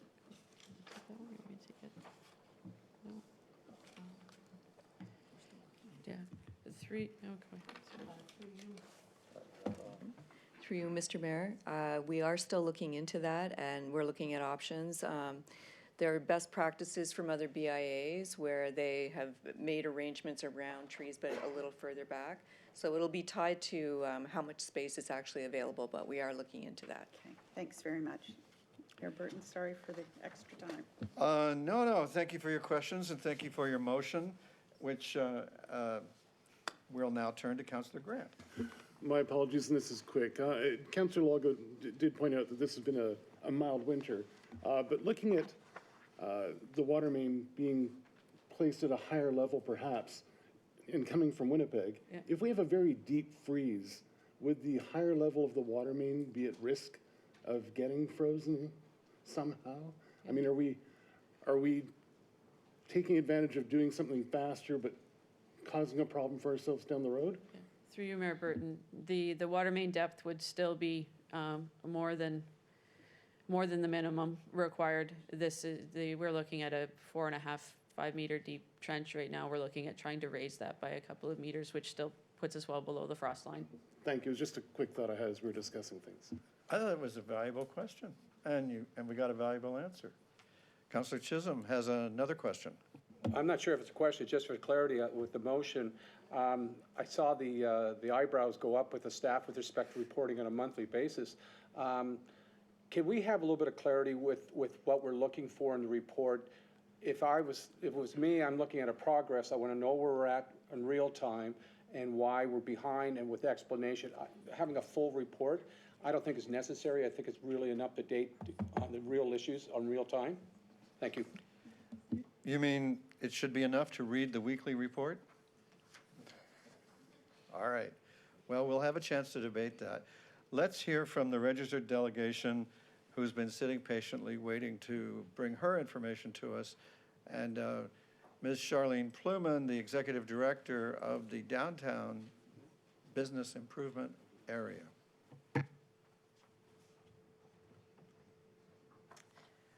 Thank you, Mayor Burton and Council. I believe mine is there. Yes. This is great. Wonderful. Thank you. Mayor Burton and Council, thank you for having me here this evening. Thank you for the report that's been given. And thank you to everyone for the attention that was given to the earlier topics of this evening. There was some really great discussion, so I'm glad there was so much discussion on them. They're important. I also want to thank Council for already asking some really important questions. They are getting us to the bottom of this and getting us to answers, so I appreciate those questions that have been put forward because I think they were good ones. I'm here to ask, similar to what we asked last time, we want to look at timelines, access, communication, ease of access, and the outcomes. And some of the questions that have been raised tonight are things that I'm going to discuss as well because they're important to us and they're important questions that are that do need to be talked about. But first, why are we so worried about this? Why do we want it to be done in September? And why are we here yet again asking for this? Because it's hurting our downtown. We are seeing established businesses with 40 to 80% down in January compared to last year's January. That's huge. And that's not from a new business that people don't know about. This is from businesses that have been there for years, who have established clientele that they can email regularly and come out to get their favorite product, and they're still seeing 40 to 80% down. And that's not a full representation. I didn't have time to get that. We're only a month in, but this is from those established businesses that should be able to keep traffic coming in despite, and they're struggling too. Businesses are having multiple days with 0 customers. Customers are already hesitant to come in January. It's cold, it's miserable. We've bought what we need to buy for Christmas. It's already a slow month, and now we make it harder. These businesses don't have the cash flow they need to pay their rent to get through to September. That's why we're here. This is important. We all said, sure, start in January if you can be done in September. September are key months for the businesses down there. We appreciate the push to get it done by Christmas. Christmas is great. September and October are key for downtown. So we want to look at getting to that point and having the roads open. So while, yes, we said, let's close in January, if we can open in September. Parking in phase 2 is already harder than it was in phase 1. There's less places to park, so that's adding more barriers for people stopping and shopping during this phase 2 period. And when we look at discussions of why is it taking longer, and I appreciate that that's been asked, why is this taking longer? And there's a mention that the scope is larger. Okay, maybe. Initially, when this project was put on the books, it was for April to November for both phases. So why did we not know then that this second phase is longer and harder? In phase 1, we reached road open in 8 months. Sure, it's not complete. Councillor Chisholm mentioned some areas that need to be addressed. Those are apparently going to be addressed with the road open. If we can finish phase 1 with the road open, how can we not get to phase 2 to the point where we can do the finish work with the road open? I appreciate there were some drawings put up to talk about where trucks need to go and people need to go and the work that needs to happen that was just discussed, and I get it's a huge, complicated project with lots of moving parts. I get that. But somehow we got it to the point where the road was open in phase 1 in 8 months, and I think we can do it again. We've talked about skilled labor and how it's hard for them to come and be here. If they can choose where they work, like what is stated in the report, how can we not make it attractive for them to choose this job? We've all worked for free. You are all sitting here late at night. There's lots of people behind me sitting here late at night. We've all worked for free. Sure, some people will do it. A lot of us will work for longer hours if we're paid. So if we need to pay them and make this happen to work longer hours or to make multiple crews available at once or to get those great crews here when we need them, I'm sure we can make it happen. I have a porch that hasn't been built in 2 years. Why hasn't it been built in 2 years? The good people I want to build my porch don't want to build my porch. They want to build a 4,000 square foot home because they will make more money, and I don't have the money to pay them to be there. But if I did, I can guarantee you they would be building my porch tomorrow. Money talks. If we want to lose 12 or gain 12 days in this project by having continuous pour, I think that's great. If we expect businesses to be able to close a day, maybe, if they're given notice. We've all seen this project have overruns and have difficulty in knowing what's happening. If I am a salon and I'm not given enough notice for when I have to close my doors, I've already booked clients. I cannot call a woman who has to go to a wedding that day and get her to change her hair appointment without losing that client. If we want to do this, there's got to be ways we can do it. There's ramps, there's bridges, there's ways I'm sure we can continuous pour without having everyone close if they can't accommodate that. I'm sure they would if they could. And reduction of rain days. We saw in phase 1, they worked with tents. They put up tarps. They worked through the rain. I'm sure we can do it again. If it's not complete, let's at least get the road open by September and do the finish work with the road open like we're doing in phase 1. Let's make access easier. If there isn't work happening, take the fences down. Sure, we don't need to have cars drive on it. Let the pedestrians cross back and forth and get where they need to go. We can adjust the fencing when work isn't happening on the weekends to make it easier for people to get around. We can have Trafalgar open as much as possible. Include more crosswalks, store materials elsewhere than in front of businesses. If we go back to here, the blue that you see are pipes. They're in front of a working business. Across the street, we unfortunately have a vacancy. Why are they not stored there? Parking. As I said, there's less of that in phase 2. There's just less available. We need to somehow reduce some barriers to get people down here while the construction is happening. We've got a beautiful municipal lot. Maybe we make one level free. Let's make it enticing. We've got vacant lots in the area. I'm sure the landlords would like a little bit of extra money for us to rent those spaces. Let's not have the construction team taking up all of the spaces and the construction team allowed to park willy-nilly wherever, when our customers come and do the same thing, because it's not clear without signage, they get tickets. Let's ease up on those tickets. These people have come in January during construction. Maybe we say an oops. Next time, park here, instead of giving them $50 and sending them on their way. Let's be a bit more creative if we can. And let's ease operations for those businesses who are operating right now in this time of hardship. It's difficult. They have extra stuff they have to do now. Let's make it a bit easier for them. They're calling all their customers on the phone to say, come. That takes time.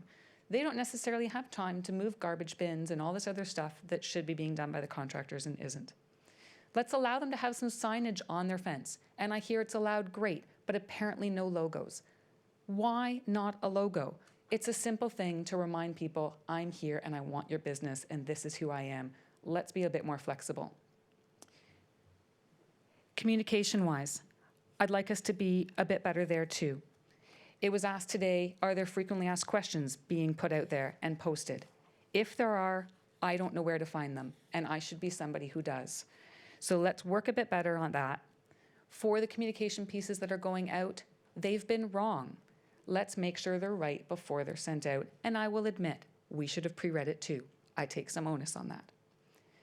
We need better signage to tell people it's been open. I have been asking for 4 weeks where the open for business sign is at Allen and Dunn, and it has yet to appear. I have offered to put one up at our expense and have not been granted. Let's get some signage up. How hard is it to make? Let's get them up. They're up at the side streets. They're not visible. They're too far away from the intersection. Let's at least pull them from there and put them at the ends until we can figure out where to put them so they're readable. The detour detours people all the way to Navy. Let's detour them back to Lakeshore as soon as possible. Sure, those who know the area will go on by, but those who don't will not.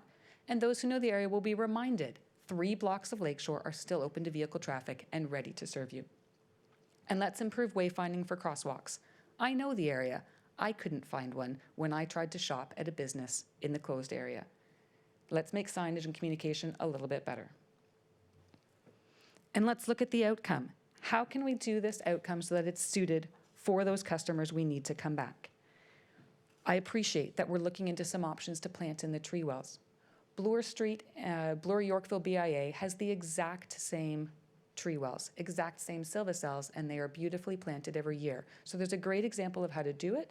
Let's just say we can do it, and we'll call them to find out how. Proper snow removal, I so appreciate it's been discussed today. We still see one plow going down the street and creating a plow's width, and we have these beautiful wide sidewalks. Let's plow them and make them usable even in the wintertime.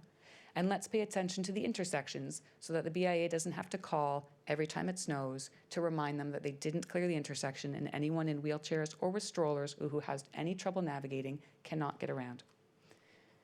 And let's allow for some flexibility when we're looking at these patios, so when we do finally open up, we can take advantage of the water boulevards that are there with some flexible patio options. Overall, there's a lot here that I'd like to say, but I'm out of time and I'm happy to answer any questions, and I appreciate that we're talking about this to do better for the businesses. Thank you.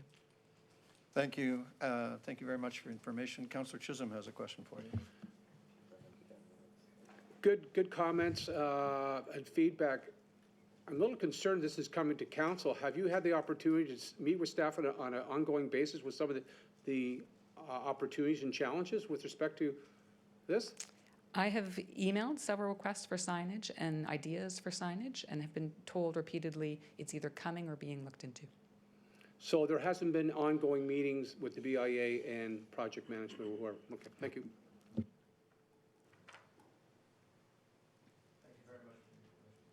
Thank you.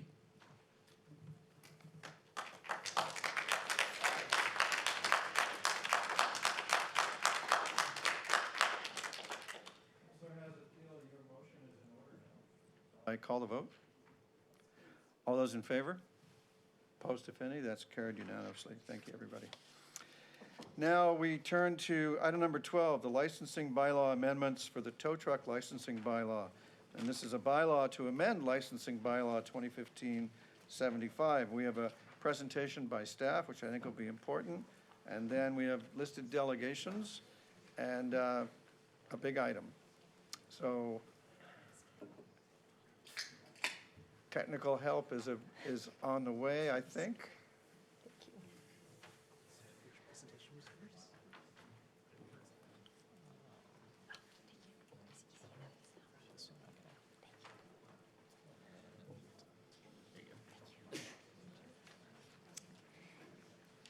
Good evening, Mr. Mayor and members of council. I am here to speak to item number 12 on the agenda regarding amendments to the tow truck licensing bylaw 2019-060 and the licensing bylaw 2015-075 to provide licensing and regulation of motor vehicle storage yards. Tonight's presentation will provide an overview of the proposed bylaw amendments. As you may recall, on June 25th, 2019, Council approved regulations for tow truck and motor vehicle storage yard licensing. These bylaws came into force on January 1st of this year and contain licensing regulations that have been put in place to provide consumer protection and transparency within the industry. To support consumer protection, fees have been set out for all work associated with tows originating from private parking lots without permission from the owner or driver and for motor vehicle storage yards. By introducing licensing regulations, we can ensure that all tow trucks operating in Oakville follow set regulations when towing, which includes establishing set tow rates to enhance consumer protection. Under the tow truck licensing bylaw 2019-060, fees for towing from private property without the consent of an owner or driver are regulated to a maximum of $150 for the towing service. Fees relating to the storage of vehicles and call-in appointments are regulated under the motor vehicle storage yard licensing regulations within the licensing bylaw. Storage fees may be charged up to $70 per day. These fees are charged for each 24-hour period the vehicle is stored and only after the initial 24-hour period from when the vehicle entered the storage yard. After-hours call-in fees are set at $60 and inside storage fees may be charged up to $100 per 24-hour period. Regulations found in the motor vehicle storage yard schedule permit licensed motor vehicle storage yards to charge additional fees for administration and/or fees to remove a motor vehicle from their storage yard. This regulation was created as a result of input received through consultation with the industry to capture additional fees required to recover costs associated with the towing of stored vehicles from their location within the yard to the front gates for release, use of specialized equipments to assist with the removal of the vehicle from the yard, and so on. As noted earlier, private property regulations have been developed to provide consumer protection for those vehicles that are towed from private parking lots, including the regulations of fees. Since the licensing regulations for tow truck companies and motor vehicle storage yards came into force this past January, Enforcement Services has received several complaints regarding the additional administrative fees being added for storage to vehicles that were towed from private property lots. Upon investigation, staff found that motor vehicle storage yards were adding administrative fees to the standardized fees set for towing originating from vehicles towed from private property. To ensure that consumers are charged the regulated fees as intended for tows originating from private property and associated motor vehicle storage yard fees, staff are proposing amendments to the tow truck and motor vehicle storage yard licensing bylaws. Some of the recommended updates to regulations relate specifically either to one of the bylaws, either the tow truck or the motor vehicle storage yard licensing bylaws, while other rely on amendments to both bylaws to ensure the desired outcomes. The most notable change is that under the motor vehicle storage yard schedule, the licensee of the motor vehicle storage yard may not charge any additional fees, including administrative fees, to the motor vehicle's owner or agent for the release of a motor vehicle where the motor vehicle was towed from a private property lot. For vehicles arriving to their facility under these circumstances, the licensee may only charge the regulated fees relating to tows from private property and storage fees as outlined in the associated bylaws. And to assist the storage yard in identifying these vehicles that have been towed from private property without consent versus those towed with the consent of the owner, the tow truck company will now be required to submit a permission to tow form to the motor vehicle yard licensee upon delivery of the vehicle to the storage yard, either in person or through a secure drop box. And this will mean that any vehicle that is not accompanied by this permission to tow form will automatically be classified as a tow without the consent of the owner.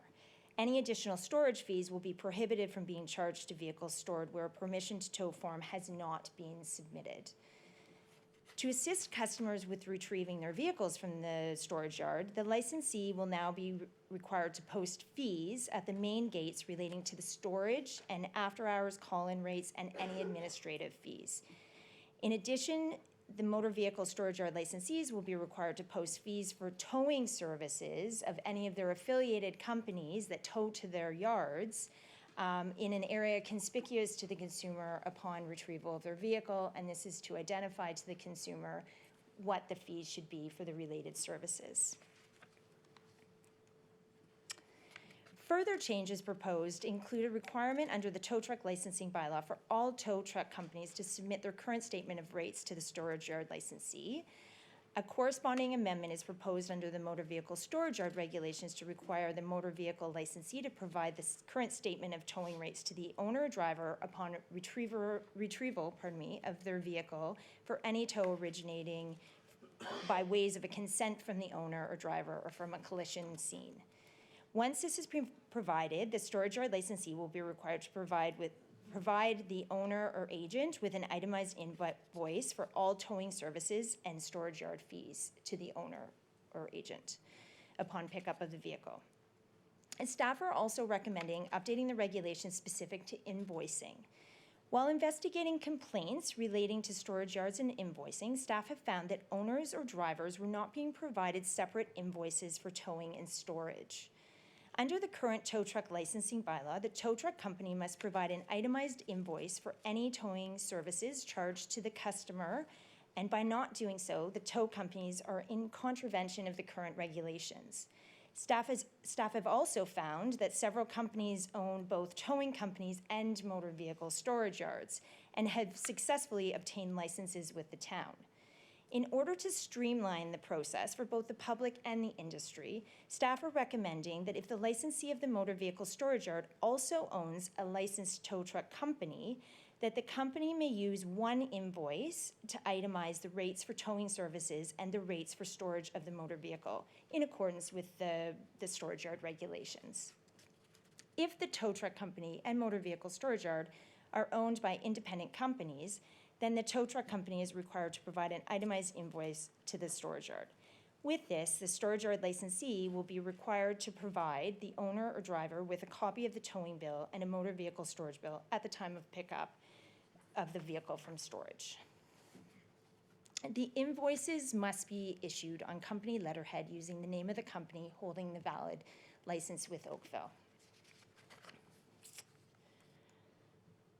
The last part of the presentation refers to the proposed recommendations brought forward with this report relating to the bylaw amendments to tow truck and motor vehicle licensing. If approved, the amendments would take effect immediately. And that concludes the presentation for today. I'm available for any questions that you may have. I think there might be one. Councillor Robertson. Thank you. This is a great report, and it should solve some problems that we've seen in the last month. My question is, if there's a violation of the bylaws, what currently happens to the tow truck company that has violated?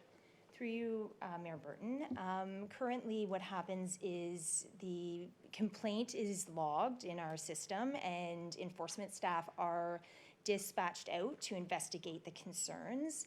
Upon or within their investigation, they will look at any of the required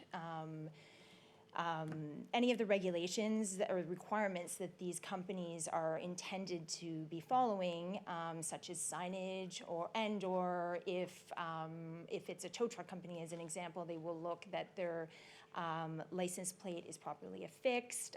There's several different regulations that they could enforce within their call to service for that complaint.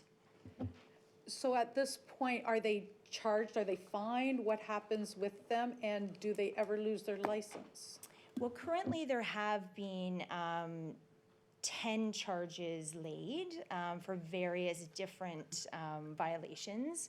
At this point, we are still too early into the licensing period, that being only 2 months in. We really would need to look at the progressive form of enforcement, at which point, after several violations or dependent on the severity of the violation, would then it be up to the licensing commissioner to determine what the next step would be with respect to the license. Thank you, that helps. Councillor Chisholm. So the question, can we revoke, do we have the authority to revoke licenses if there's a lot of not following the rules? Do we have that? Through you, Mayor Burton, under the licensing bylaw, there are parameters under which the license can be reviewed. Again, it would be up to the licensing commissioner, and there are very specific requirements under which, if ever, a license would be revoked, but it would be determined on a case-by-case basis.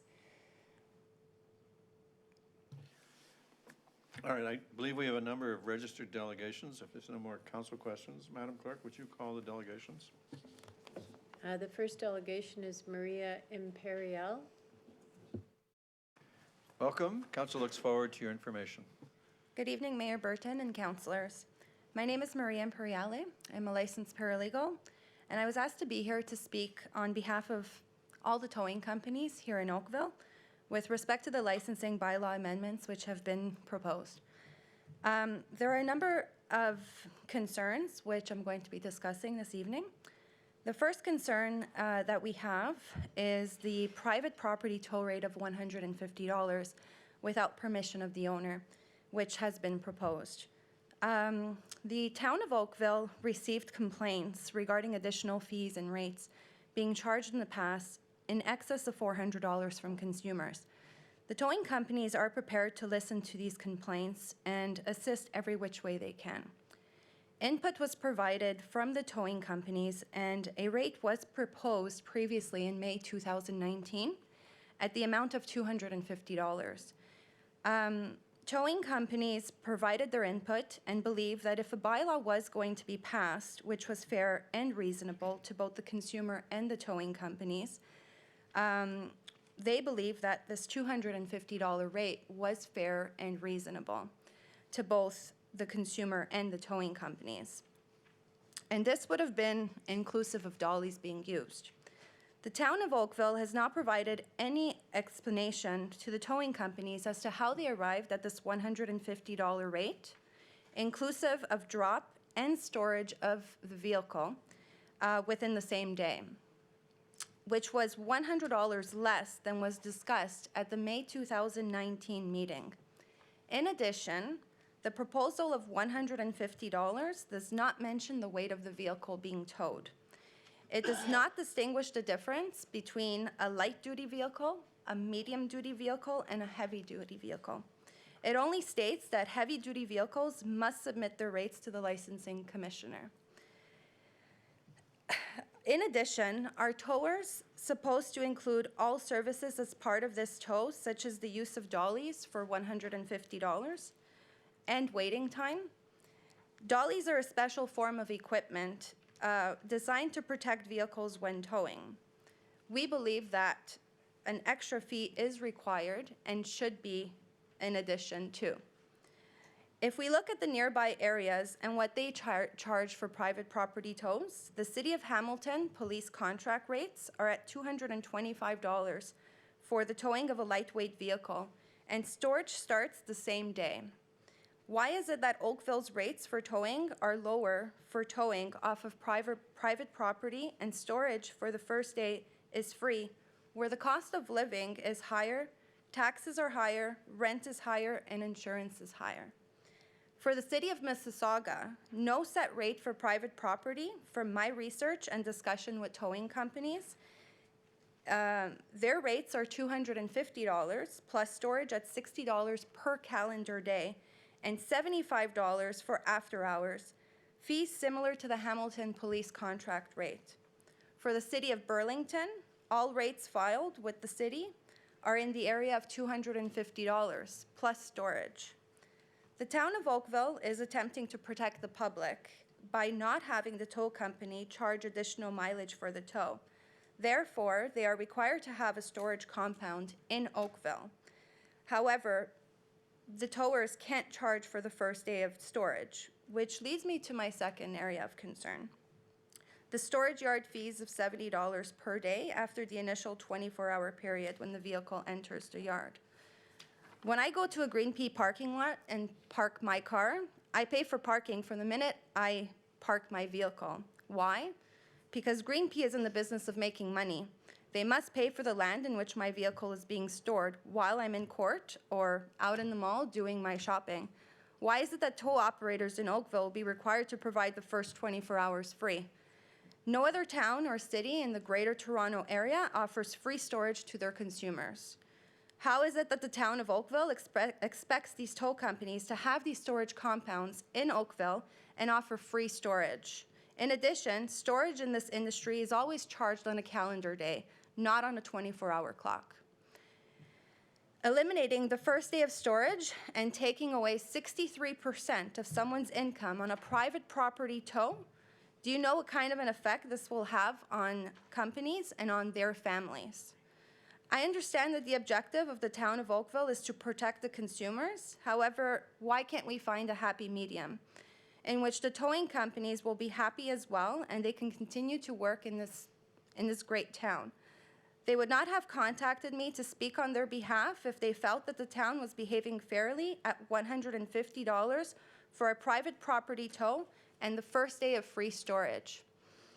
The comments as proposed by the town of Oakville states that the free structure allows for consumers to pick up their vehicles without being charged a storage fee for their vehicles, given that storage is not applied until 24 hours after the vehicle enters the yard.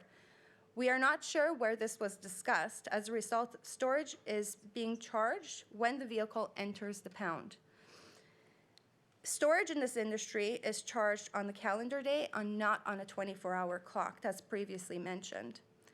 The town of Oakville is not really thinking on how all the towing companies are going to continue to survive by reducing their salary. Every year, rates increase, salaries increase, everyone gets bonuses. Why is it that towing companies' rates are going to be decreased? Tow truck licensing fees, pound fees are being charged in addition to the insurance of the pound, and trucks are required in order to operate. Fees are being charged by the town of Oakville for licensing of these pounds, where these vehicles need to be stored. How are these companies supposed to pay for these licensing fees if they're providing 24 hours of free storage? I have mentioned the term fair several times during this speech: fair for the consumer and fair for the business owner. I specialize in the Repair and Storage Liens Act, and I've been involved in this industry since 2007. What the courts primarily look at is the term fair value, such as which jurisdiction closest is charging which rates. And passing this bylaw without carefully considering all of the factors could impact the industry as a whole, and not only the towing companies in Oakville. So please consider all the factors prior to passing this bylaw, especially the issue of storage, as this has been an issue in our industry for many, many years. So I do have, at this time, we all stand here united, and we are asking you to consider our comments provided to you today with respect to the private property tow rates and the first 24-hour storage free. And we ask that you not pass this bylaw and defer it to a later date in an effort to reconsider the rates and the fees that are being charged. And I hope that you will listen to our comments and take everything into consideration, as passing this bylaw will not only affect those within the town, but everyone else in the GTA. And thank you. Thank you for your information. Are there questions? Councillor Adams. Thanks very much for your comment. Have you approached any of the members of provincial parliament to ask if they would regulate your industry? No, we have not. It's actually regulated in the different areas, so in the different jurisdictions. So that's... Well, the reason I ask is you're complaining about us regulating and the effect it'll have on the GTA. And that's why I'm asking if you'd like to take it up with your provincial members. I have not. No, I have not. Yes. Councillor O'Meara. Thanks. So I just want to be clear about who you're representing. You're representing all towing, all tow truck drivers in Oakville right now? Yes, and they're all here today. Okay, because we did receive some correspondence from tow drivers who say they have no objections with the changes that we're making. So I'm just wondering where the... Okay, I'm not sure who sent you a letter, because I have a number of them all here today. So they did advise me that we are all here today. Okay, thank you. Yes. Thank you very much, ma'am. Okay, thank you. Madam Clerk. The next delegation is Camilla Cleveland.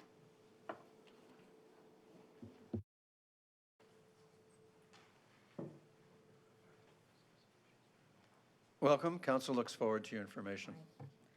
Sorry, I didn't realize I was going to speak.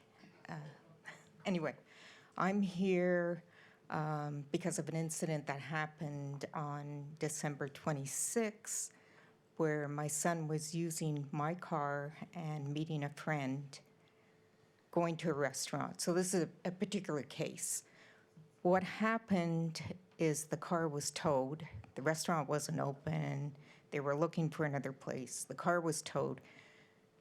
We had to wait for the tow truck driver or the company owner to arrive at the destination in order to get the car.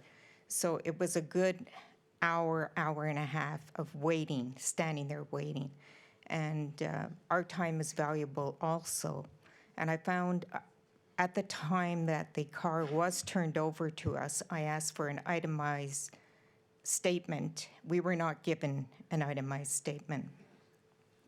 The name of the company apparently no longer exists, and yet on the bill that we were given, it has that name that no longer exists.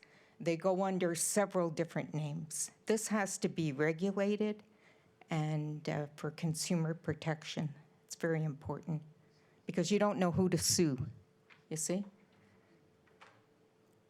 Because when I called up the tow truck company, he laughed and said, "Oh, that name doesn't exist." And I said, "Why is it on the bill?" And he said, "Oh, I just didn't get around to changing it." This is a very poor system. They're asking for regulations to go their way. Well, what about the consumer? What about the people that visit the Bronte area? This is very important that regulations are tightened for the consumer. That's all. Thank you very much. Madam Clerk? That concludes the listed delegations. All right, thank you. Council? Councilor O'Meara. I'd be happy to move the recommendations, Your Worship. All righty, any discussion? Shall I put the vote? All those in favor? Opposed, if any? And that carries. Thank you, everybody. Council, the next 4 items, or even 5 perhaps, items 13, 14, 15, 16, and 17 are really, in my opinion, probably consent items. If you agree, would someone move them? Councillor Elgar. Mayor Burton, I'd like to separate item 15 for sure to discuss that, if possible. Would you move the rest? No? Okay. What shall I do?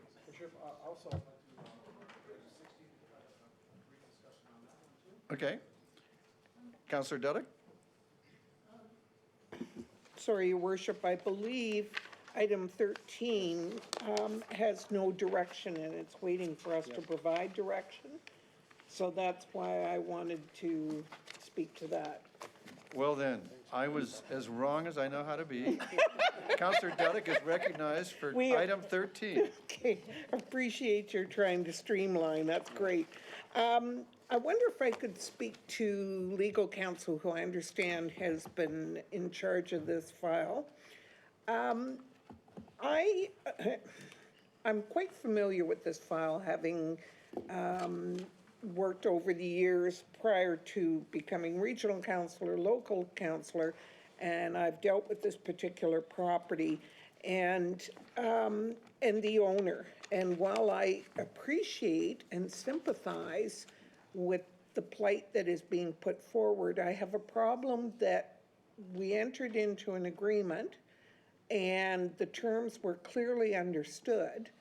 I have a problem forgiving an amount that's outstanding given the fact that $2,000 was paid, but nothing was paid through 2016, 17, or 18. Is that correct?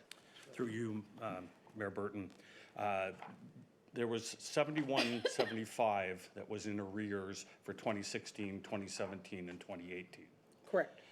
We received a check before Christmas for $2,000, which they applied against correct the outstanding amount. We had agreement with them for a number of years with respect to the property. There was a period of time where there was no agreement, and we, in calculating the arrears, rather than increase it to the amount that we had been seeking in the negotiated arrangement, we used the lower rate.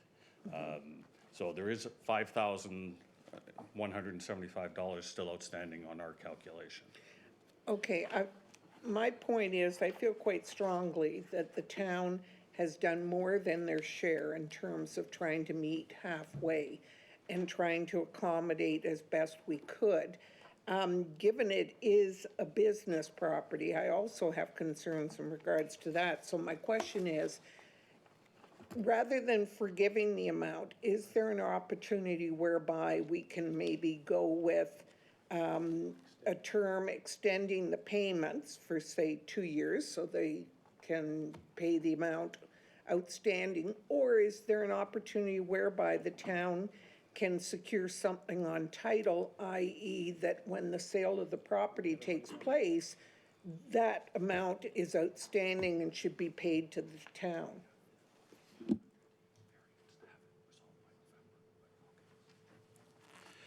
Through you, Mayor Burton, there's an obligation to have the this condition satisfied for their variance by November of 2020. So we'd have to have an agreement before November of 2020.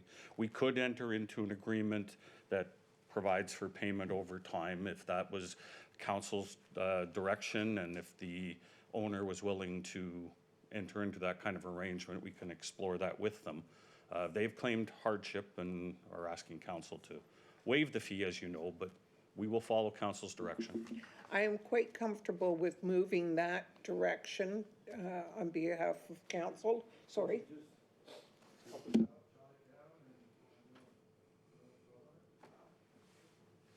Mr. Barry. Through you, Mr. Mayor, I would suggest that that be limited to, I believe you said 2 years. So as long as we were keeping it within a reasonable period of time, that would seem to make sense. I just need a motion, and we've got time. We can wait for it.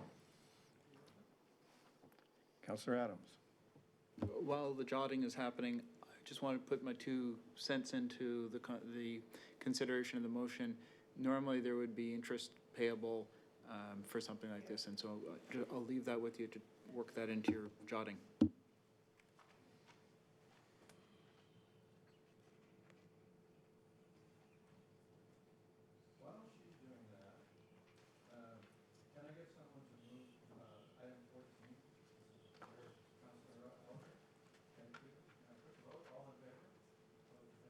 Carries. Progress was made.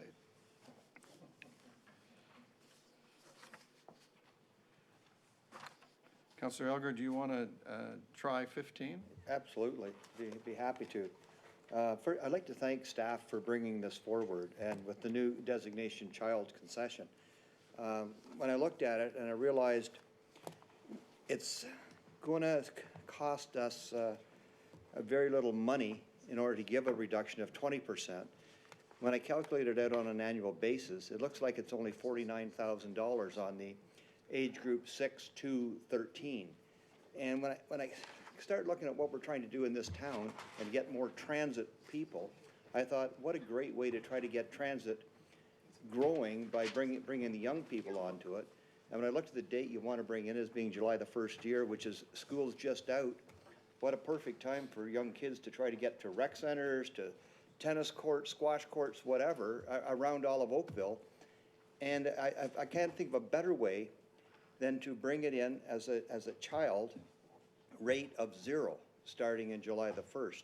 I realized on an annual basis it's $49 or $49,000, but I think that's a small price to pay for getting more people into our transit system. Because I'm thinking of mothers and fathers might say, okay, son, your daughter, away you go. You know, I think we got a great opportunity here, and I'm really glad it came forward with the new child rate. But I would just change it from a change rate. I would like to change the motion from $1.95 to 0, and a monthly pass to 0, also effective July the 1st. And I'm hoping everybody can support that. I think it's a great trial. If it doesn't work and we lose millions of dollars, maybe we'll have to change it back. But I think we got a real opportunity to grow people on transit on the buses during the daytime. So let's just remember, you can't take anything back. Well, that's you know something, and because of what they're doing, and since it's such a minor amount of money, I think the single mothers or fathers doesn't matter. Like, you send your kids off to a rec center. I think it's a great thing we're bringing forward here. So I'm hoping people will support it. Any other speakers? Councillor Duddick. Just a question to Councillor Elgar. Are you referring to the summer period for free, or are you saying free for a year and looking at what the results of that pilot would be? Well, I'm thinking free. Like, never mind just summer. I think year round. It's at 12. Like, we bring it in and it's free for the kids 6 to 13. But then after that, it goes back to your youth rate of 13 to 19, I believe.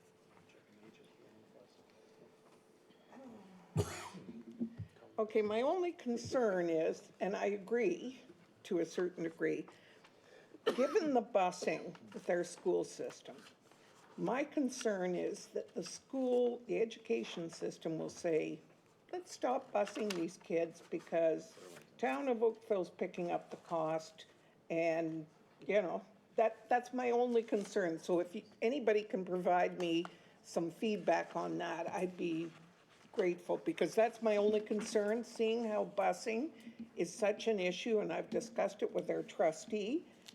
I'm concerned they're going to say, fine, you guys do it, and we won't provide busing for anybody over a certain age. Councillor O'Meara. Your worship, I think staff are chomping at the bit to get a piece of this, so maybe prior to, maybe I'll save my gunpowder for a second. There's a bunch of you with spoons ready to dip into the pot here. But who over here wants to go first? Commissioner Bell. Through you, Mr. Mayor, the intent of this report is to initiate the process of harmonization of fares across the GTHA. So the purpose here was primarily to have common definitions.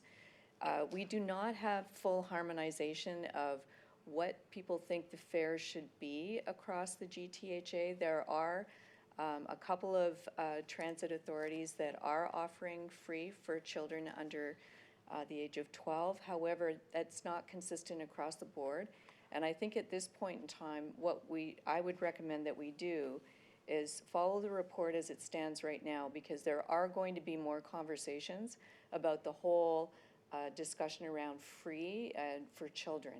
And, you know, as you know, there's a number of issues related to children's fares right now that are in the press.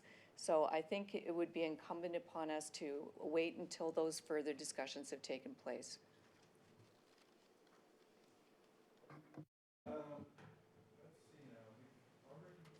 Councillor Duddick, you're going on the second time list. Okay. Councillor O'Meara, I think, is next. Yeah, and actually that was, I just wanted to raise the issue that we have been reading a lot about adults using child fares and the costs that was associated through Presto, so I'd be happy to follow the direction of staff on that one, so I'll park it there. Thank you, Your Worship. Councillor, let's see, did we hear from you already? I'm going to start here with Councillor Nolan, come down the table. Thank you, Worship. We've neglected this side of the room too much tonight. I totally support Councillor Elgar's suggestion. I'm cognizant of what Commissioner Bell is saying, because I've been reading those stories as well in Toronto, so I would certainly like to hear how we manage to avoid those issues. But I believe strongly that, and we did this at the library, for example, we waived all children's fines at the library, and it's been very successful. And the public relations boost amongst the community has been terrific. And I think this is a great next step in terms of introducing young people to our transit system, which could eventually lead to lifelong users of public transit. If we get them on the bus and they get to like the bus and they get to trust the bus system, they will stay on and become the bus bus customers, the bus passengers that we require. And maybe we'll eventually see that modal split that we all fantasize about. The revenue loss is minimal, as Councillor Elgar pointed out. But I would point out as well, though, is that we don't take into account the fact that a lot of those kids, most of those kids will be accompanied by adults. And if they're not paying children's fares, then that might encourage the adults to come along, or that might encourage the adults to use the bus instead of driving everywhere that they go. So I think it's definitely worth serious consideration. I wouldn't necessarily think we should move it tonight and do it as of tomorrow, but I certainly think that we should ask our staff to come back with a scenario which we could implement this as quickly as possible. Thank you.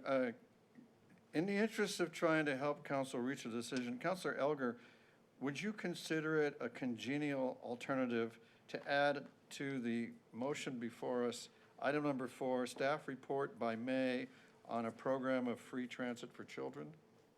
Absolutely. That works, as long as we get it implemented by July. I think it's great. Sure. You don't need a second, but we still have to go down the line, and we'll come back over here and finish where we started.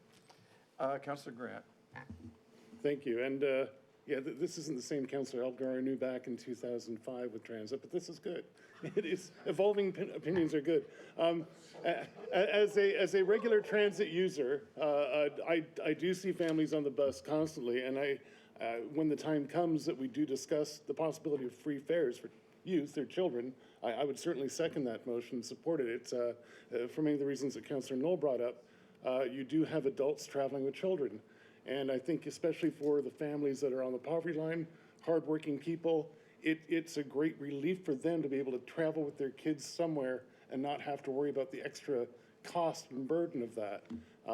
Certainly, again, we will have to look at the ways that we're stopping people from abusing the system, but I think that we've got a clever enough staff that we can work that out. But certainly a great initiative, the idea of free for children under 12. Thank you. Councillor Adams? Thank you very much. I think this is a great idea, and I was thinking about the same thing earlier as well. I would recommend that we delete recommendation 2 and simply add the third point, because the two are two separate directions. The other thing I'd like to say is there's some discussion about will the school boards jump on this as the opportunity to offload all of their transit costs. We're talking about the children category, which is 12 and under, and to my knowledge, there's not a whole lot of grade 7 kids that are going to be jumping on the Oakville transit bus instead of a school bus. And so, I don't think that there's a lot of risk associated with that particular issue. I think the worry was that the school board would cancel the bus and tell the kids to take the town bus. But anyway, Councillor Palmer. Thank you, Your Worship. I completely agree as well. Being in North Oakville and Ward 7, we're always encouraging public transit, especially in a higher density area. And I would just also recommend that we view it as a pilot project and see how it goes. Like you said, it's hard to take things away, but if we can view it as a pilot project and then assess how it worked out for us, and then maybe we can look into implementing it permanently. So thank you for the suggestion. I think it's great. And Councillor Chisholm. Thank you, Worship. I guess I look at things in my old way is the dark side with respect to having youth on buses and how they are accommodated with, I would assume, maybe I need to report back from staff on the liability issue with having youth under 12 accompanied by an adult and what classifies an adult. I would have real concerns if all of a sudden we're dumping parents. Unfortunately, they're busy. They're dumping their kids on a bus without supervision. Is that part of the requirement? And what classifies it? Can a 14-year-old have a 10-year-old as accompaniment? That, I think, it needs just to be fleshed out, so I would be comfortable with what the reply from staff will be on that one. Thank you. Thank you, Councillor Chisholm. Another first-timer, Councillor Adams, is ahead of you. Councillor Longo. I think with the special council meeting tomorrow on the Oakville Energy Task Force, I think there's a connection here with encouraging people to take public transit and get out of their cars. Pending what staff comes back with as the impact and all the different liabilities and things like that, I think it actually would be another step towards making Oakville a place that really focuses on public transit and helps people get out of their cars. Anyway. Thank you, Councillor Adams. The only thing I would like to add is that on this issue of unaccompanied minors, whether it's free or it's $2 or $10, the same issue would have to be grappled with. A kid can get on a bus and pay a fare now. A kid could get on a bus when there's no fare, and it would be the same thing in terms of how it has to be dealt with. Thank you, Councillor. So, Commissioner, how important is it to you and our relationships with the other transit authorities to have part 2 of this, namely to implement the child fare concession at these given rates for now, and then later in May consider a plan for free for children? Do you need item 2, or can we strike that? A suggestion from a councillor was to strike that.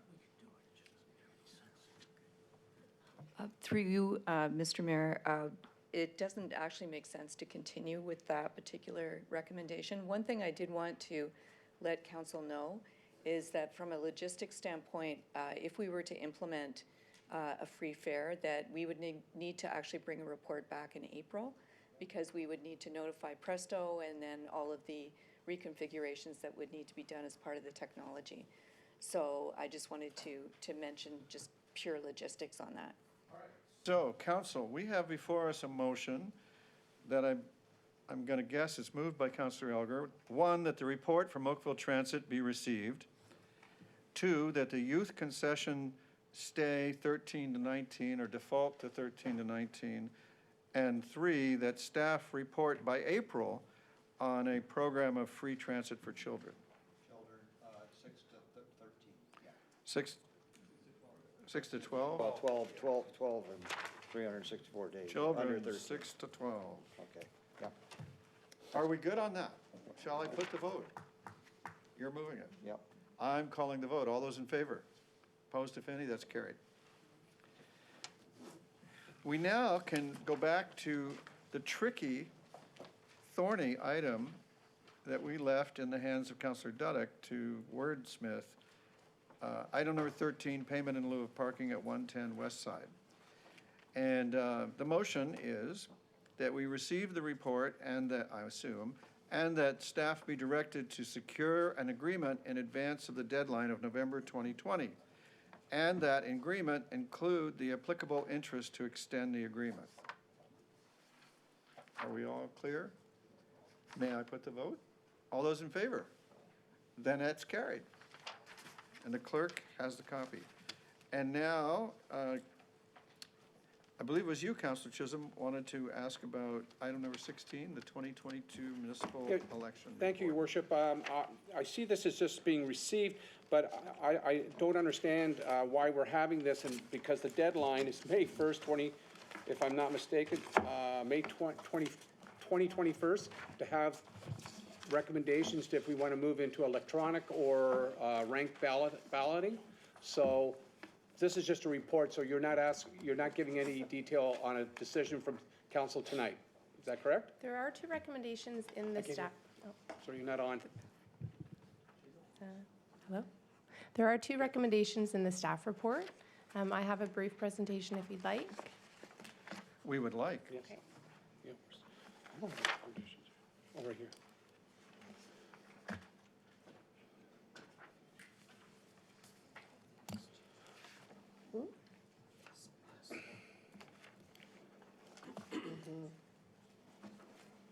For an analysis request. Okay. Good evening, Mayor Burton and members of council. Voter engagement is and always has been an integral part of the town's election planning process. We are always trying to encourage voter engagement and offer convenient and safe ways to vote. Internet voting may be one option available to consider. Although there has been a desire to stay current with technology and meet the demands for convenience when it comes to voting, the integrity of the election remains staff's utmost concern.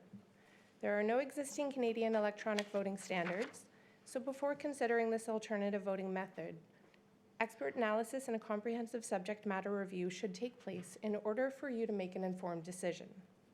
We must conduct a thorough investigation in order to determine if it is worth implementing. If the town decides to offer internet voting for the 2022 election, a bylaw must be passed by council no later than May 1st of next year. Should there be interest from council to obtain further information, the staff recommendation found on page 195 of the agenda may be passed. Significant staff resources from clerks, information systems, and finance would be utilized in order to perform a complete review of existing network models and current procedures used by other Ontario municipalities who have implemented internet voting and perform a comprehensive analysis and security assessment of current vendors. Staff would report back to council on its findings and present options for consideration for alternative voting methods for the 2022 election. Revisions made to the Municipal Elections Act in 2016 provides the option to use ranked ballots for council elections as an alternative to our current first-past-the-post system. For the 2018 municipal election, the City of London was the much publicized first-ever ranked ballot civic election in Canada. Was the City of London's implementation of ranked ballots successful? These are only some of the considerations that we must spend more time analyzing if the town is going to consider moving to a ranked ballot election. These considerations would have to be analyzed and weighed based on the City of London's experience to see what impact they play. One of the main reasons why the town needs to start thinking about whether or not this will be the method of voting for the next election is due to the significant public consultation and outreach required before a bylaw to authorize it can even be passed. A bylaw authorizing ranked ballots must be passed by May 1st of next year. Public consultation is a legislated requirement. Public education and outreach is a necessity.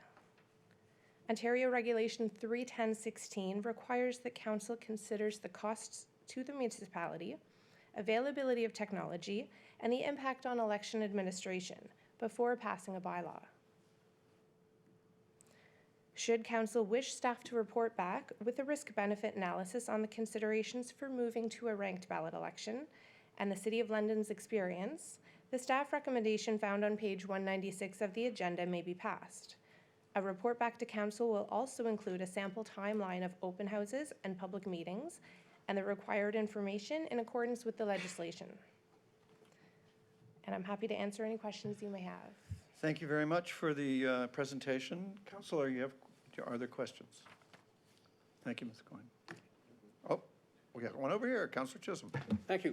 So looking at, in the report, there was two recommendations, and they're separated. One is that staff report back to council no later than Q3 2020 with a risk-benefit analysis of internet voting.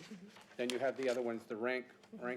So is there, if we wanted to move into the next steps, can we say just one and not both? You have the option, through you, Mr. Mayor, you have the option of passing both recommendations. Thank you. Councillor Adams. I don't have any questions, but I would give you a motion if there's no other questions over there.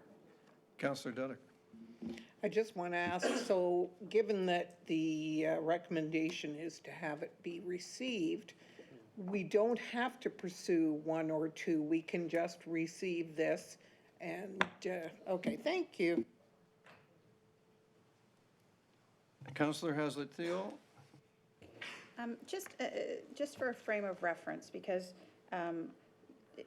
I took the intent of what you said, that there's a significant amount of due diligence that would have to be done in order to get this accomplished.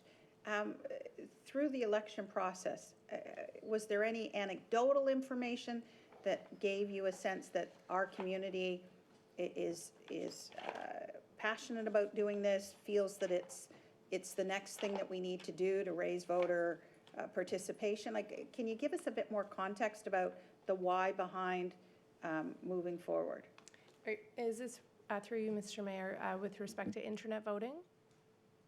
So there's definitely, generally, a want for internet voting. A lot of voters just feel like it's more convenient. They see other municipalities doing it. There was 171 municipalities in 2018 who implemented internet voting.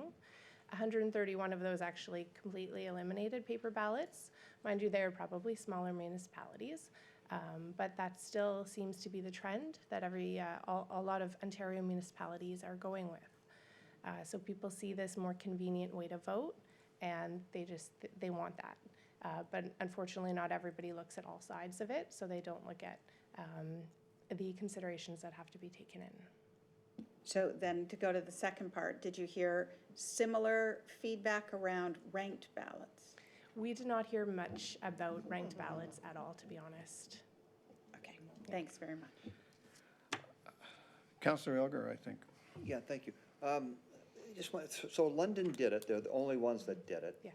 Have you talked to them at all about whether the ranked ballots were worth it? Because I think it was only one ward that even did ranked ballots, that they needed to implement the ranked ballot procedure. Through you, Mr. Mayor, I do believe that it was for their mayor and council. Yeah, it was, but I don't think there was so much a percentage winning on the first round. They didn't have to go to the second round only once, I believe. Correct, yeah. They released a report. They've spoken at a few sessions as well, and overall it does sound like it was quite successful. They put a lot of time and effort into their public outreach and consultation. Now, from a percentage of voter turnout, what we had and what the other municipalities around here had and what London had, they had what, 40% turnout? I believe so, yes. Yeah. So is that, are you going to be coming back and telling us that the electronic voting the electronic using the computer is really working? Is that, So London actually didn't use internet voting. They just implemented ranked choice they didn't voting. use internet at They all? didn't use And they internet. still, they had 40%. And so again, they brought on a dedicated resource from the communications department from, I believe, the months of May until October to focus on the community outreach. And they went to over 160 sessions to let the voters know that the method of the way in which we're voting this time around is different, to educate the voters. So, like, I'm just trying to figure out how much money we're talking if in fact we say, okay, go out and find out. Because I can't see us wanting to spend hundreds of thousands of dollars trying to find out whether we should go with internet voting or ranked voting. So how do we, you have a ballpark, what number you may be talking for all the resources that are going to be required? With respect to ranked choice voting, we wouldn't have to pull on as many other departments. It's something that we can definitely do within the clerk's department, especially dealing with other municipalities as well. We can work with them and gain from their experience. With internet, though, more resources would be required because we would have to bring in the experts from IT, finance, purchasing. So preliminary, we would be looking at maybe 50 hours to start with in order to potentially put together a request for information to see what vendors could submit on this. Ballpark, how many dollars are we talking instead of hours? I would have to get back to you with that, and I'm happy to do that. Thank you. Councillor Palmer. Thank you, Your Worship. I think I'd like the same answer to Councillor Elgar's question before we move forward on this. And then my other question was, you mentioned 130 or so municipalities did the online voting. Were any of those in the GTA? Oh, yes, yeah. Close by or? So the city of Burlington, they implemented, I do believe it was only for their advanced period. The city of Guelph, I do believe they went, they did not. 2014, they offered internet voting. Newmarket, Markham's been offering internet voting since 2003. All right, the next one is Councillor Knoll. I heard your comment. That's hilarious. What would Vladimir Putin think? As a bit of an election junkie, I followed the London situation, and I remember an article in Maclean's, I just pulled it up, it was a 39% voter turnout, and they actually had a reduction, because London had always had a decent turnout. They dropped 4 points with the ranked ballot, so I'm not sure that there's a lot of argument that it actually increases turnout. In fact, I seem to recall, when I run for election, I always circulate a card that tells people who's running for what, because they find it very confusing, especially in a multi-tier election, or multi-tier municipality. My question, though, relates to the comment that there is no standard for the technology, and that really worries me. I mean, I know we were joking about Russia a second ago, but I mean, when there's no standard, there's lack of security. We had a great lesson all about computer security a few weeks ago, which doesn't give me, and I'm an IT nerd, it doesn't give me any greater degree of comfort than before that session. My question, though, relates to what does the future hold? Is there any plan afoot by the province, LAS, AMO, somebody to come up with a standard in time for the next set of elections, so that should we decide that there would be some sort of common approach? Right. So through you, Mr. Mayor, there are 2 experts currently in the field of e-democracy who have been following internet voting in Ontario municipalities, and they've released a lot of articles and publications, and their most recent one speaks to just that, and they've actually laid out how the approach should look and what they should focus on. So I am quite confident that because of all of this, we will eventually see standards. As to timing, I don't think it's known yet. So supplementary to that, so I understand that there's lots of papers on it, and I've read a couple. But what you're saying is that there is no move afoot at this point to get to a standard system for 2022? Not to my knowledge. Okay, thank you. The next first timer is Councillor Chisholm. Then we'll start second timers, I think. Thank you, Worship. So, listening to the discussion, I was really interested in the staff reporting back on the internet voting, because it seems every time we get into the election, this always comes up with the ranked balloting. And that's why I know this is a report to be received, but maybe as the motion is that we get a little bit more detailed information. I think right now we're speculating and highlighting some things, yes or no.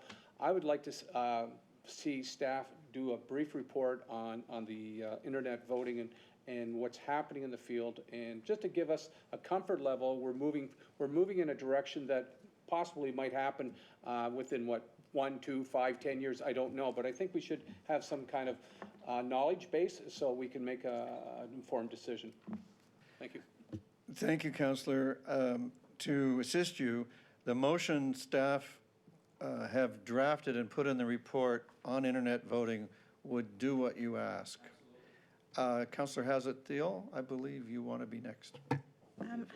I'm just, based on the conversation around the table, I'm just wondering if we can receive the report and staff can go away and consider some of these questions and then bring it back to us when you have more fulsome details around what it would look like in terms of research and in particular around the internet. I just, to me, there's nothing here that really we should be chasing. I think we receive it and we ask you to come back to us when you have more information to educate us or to guide us. Councillor Adams. Are you ready for a motion? I would like to pass the chair to Councillor Giddings, the acting mayor, so that I can participate in the debate. So no, I wasn't asking for a motion. Councillor Giddings, are you ready for a motion? He's the acting chair. I think I'll recognize Mayor Burton. You're very kind, thank you. I would move the report in the agenda that the report from the legal department, that the report dated February 12th, 2020 on the 2022 municipal election from the clerk's department be received. I personally don't want to spend any time considering internet voting. It has not lifted participation anywhere that it's been tried, and all it does is open up a new can of security worms that because there's no lift in participation, does nobody any good. So I think it's a waste of time to even run down the road. I have a well-known position on the matter of ranked ballots. I think that ranked ballots are a way to frustrate democracy rather than to perfect it. And it's arbitrary to decide that, you're moving the ballots up.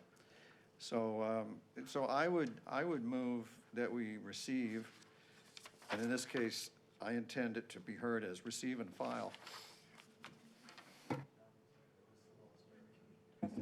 Thank you for your motion, Mayor Burton. Anyone like to just talk about this one? Councillor Adams. So I take it that's a motion on the floor? Okay. I'm going to move an amendment that includes the recommendation on page 196 that staff report back to council no later than Q3 2020 on the experiences of the City of London with regard to implementing a ranked ballot election and provide a high-level risk-benefit analysis of implementing a ranked ballot election. I fully agree with the mayor on the issue of the internet voting. Everything he said I agree with on that. On the issue of ranked balloting, I do think that there are benefits to it, and according to our report, there are a couple of municipalities who actually did ask their residents about it and received positive responses, and as a result, I'd like to know more. Councillor Dudek, you wanted to speak to Councillor Adams' proposed amendment? Correct. I cannot support it. Having heard from staff, there's been very little uptake regarding ranked ballots. The only thing I've heard a ripple about is the internet, and I still don't have a comfort level that we should be pushing ahead with that as yet. And so I support the original motion that we just received the report. Councillor Knoll. Thank you. I will also not be supporting the amendment. I'm squarely behind the mayor's motion on this particular case. I don't think electronic balloting has proven its worth at all as a motivator to vote. In fact, in light of the news out of the United States, in terms of the process of how they adopt it in some cases and throw it out days before the election. The PC party in their last leadership convention had an absolute debacle with electronic voting. The jury is out. The technology is not ready for prime time. There's no point of spending more money looking to create a system that's eventually not just going to end up failing anyway. In terms of the rank balloting thing, I also agree with the mayor on this. I don't think it's worth spending the time on. Anything we do to frustrate the voters, to make it more complex, again, all I have to say is Iowa, Nevada, and you can see how complicating a voting process. Yeah, exactly. I mean, like, we're still days away. Like, it takes days to get through. Even London required, their results weren't clear until the next day. I think it's trying to fix a problem that doesn't exist. This is it's an ancient and sacred method of voting, and I think we should maintain it. Thank you, Councillor Knoll. Councillor Haslett-Thiel. So I won't be supporting the amendment. I would say, though, that I would be prepared to receive it, but to receive and file, I think, is... The motion is received. Okay, so receive is fine, because my concern is, I agree, we're not ready. However, the world changes at a very fast pace, and AMO may very well, and other experts come forward with something, and I would look to our clerk's department to not require us to give you direction to stay in tune with this. I know you're passionate about us having fair, and high voter turnout. I'm sure you'll stay in touch with it, and if there's a change out there that's of significance, bring it back to us. So I will support the receive, and those are my comments. Councillor Chisholm. Thank you, temporary mayor. I'm not supporting the amendment either. I guess where I was coming from, it's always good to have knowledge-based information as we move forward. However, the mayor's comments are well received, and I will support the mayor's his motion. Thank you, Councillor Grant. I completely agree with the concerns over internet voting, anything electronic, and not to belabor it, we've all seen results and reports. As for the amendment, however, I think any information is good information. Town staff has told us that it's very little requirement for them to at least reach out, so little staff time, little cost, and we might discover something along the way. So I will be supporting the amendment as we go forward. Councillor O'Meara. Thank you, Mr. Chair. I'm okay now. I do think, and I believe it was 171 municipalities have gone with some form of online voting. Correct. So almost 40% of municipalities in Ontario are moving ahead. We don't know what the breakdown of who came out and voted. Did more youth vote in those areas? To make a general assumption that, well, voter turnout hasn't gone up, therefore throw it in the garbage. I don't agree with that, and I think maybe we need to look who's accessing those that and who we're trying to have come out and participate in our municipal governance, and I think we need to have those conversations, and I think we need to be ready for it, because like it or not, it's going to come, and the sooner, almost half of our municipal colleagues are doing this, so I think, we can hold on again, but we need to revisit this and jump in at some point soon, because it's going to happen. So I appreciate that. I'll support the resolution to receive now, but I would hope that we will bring this back and make a decision at some point, maybe in the next round. Thank you, Mr. Chair. Thank you, Councillor O'Meara. Anybody else? So we have before us the proposed amendment from Councillor Adams to Mayor Burton's motion. Show of hands, all those in favor of the proposed amendment. Two. Do electronically. Do electronically. Push button.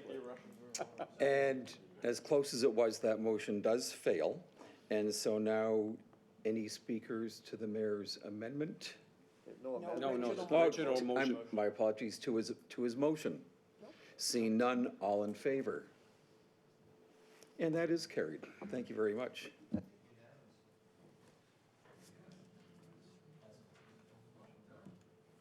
Thank you, Mr. Acting Mayor. You did a wonderful job, and call everybody's attention to item number 17.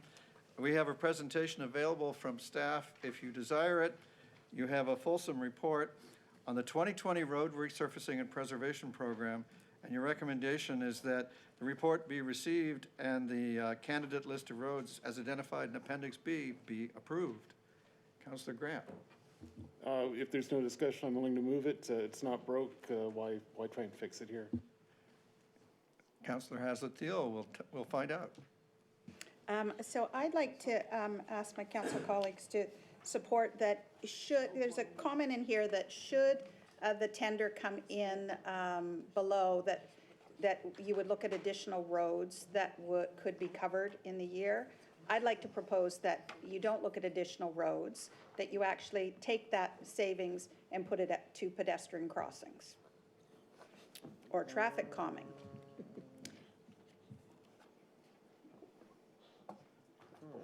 That's kind of out of the blue. I'm not sure. We get a report back, why don't Director Stevens, what kind of advice do you have for us? Through you, Mayor Burton, with respect to the proposed amendment or proposed change to how we deal with with any surplus, we are currently looking at opportunities through the resurfacing program to accelerate any pedestrian crossovers on the streets that are incorporated, are within the program. So a number of our pedestrian crossovers consist of signs and paint only. And so this would be an opportunity for us to accelerate them through that already. So that is something we are considering. But we were considering building it in as opposed to using any surplus for that. Our pedestrian crossovers are funded through our signal account, which comes a lot from growth funding. The traffic calming might be more appropriate because it's funded from the same pot as the resurfacing is. Can I speak to that? You have the floor. Okay. So a large number of us have talked and heard and said that a priority was pedestrian safety. And we know how long it takes to get through the pedestrian crossover list that we have. I'd be fine if there is savings, because it's a big if, that it went to traffic calming from an administration or whatever. I just think we already have made a decision this year that if the PQI, did I get that acronym correct? If it was at a certain number, that we were good with that. To me, if there's savings to be had, let's put it to something that will benefit a priority that we've all generally agreed is of a pressing urgency for our residents. Through you, Mayor Burton, we do have a pending report for you as part of the reports that we brought forward in November and October of last year. You asked us to report back annually on the status of the PQI and whether we were maintaining that the average PQI that we had set, as well as the 10% deficient level. So should there be a surplus as a result of the tender, should the tender come in below the anticipated budget, we could report back at that time about what amount remains available and how we might use that to further the pedestrian safety and traffic calming needs. That sounds like a good resolution. Okay. Councillor Knoll. Just a very quick comment. I'm pleased, and I note the River Glen Boulevard is on this list, which is great, and it says it's a 2020 candidate. Let's make sure that we don't do it until Dundas is done, which is a regional contract that is not supposed to be done until theoretically June of 2020, so let's make sure we're coordinating with the region on that. Thank you. All right, so Councillor Adams. I was only going to move the original staff recommendation. Thank you, that's in order. May I put the vote? All those in favor? And that carries. Thank you, Councillor Adams. All right, thank you, Councillor Grant.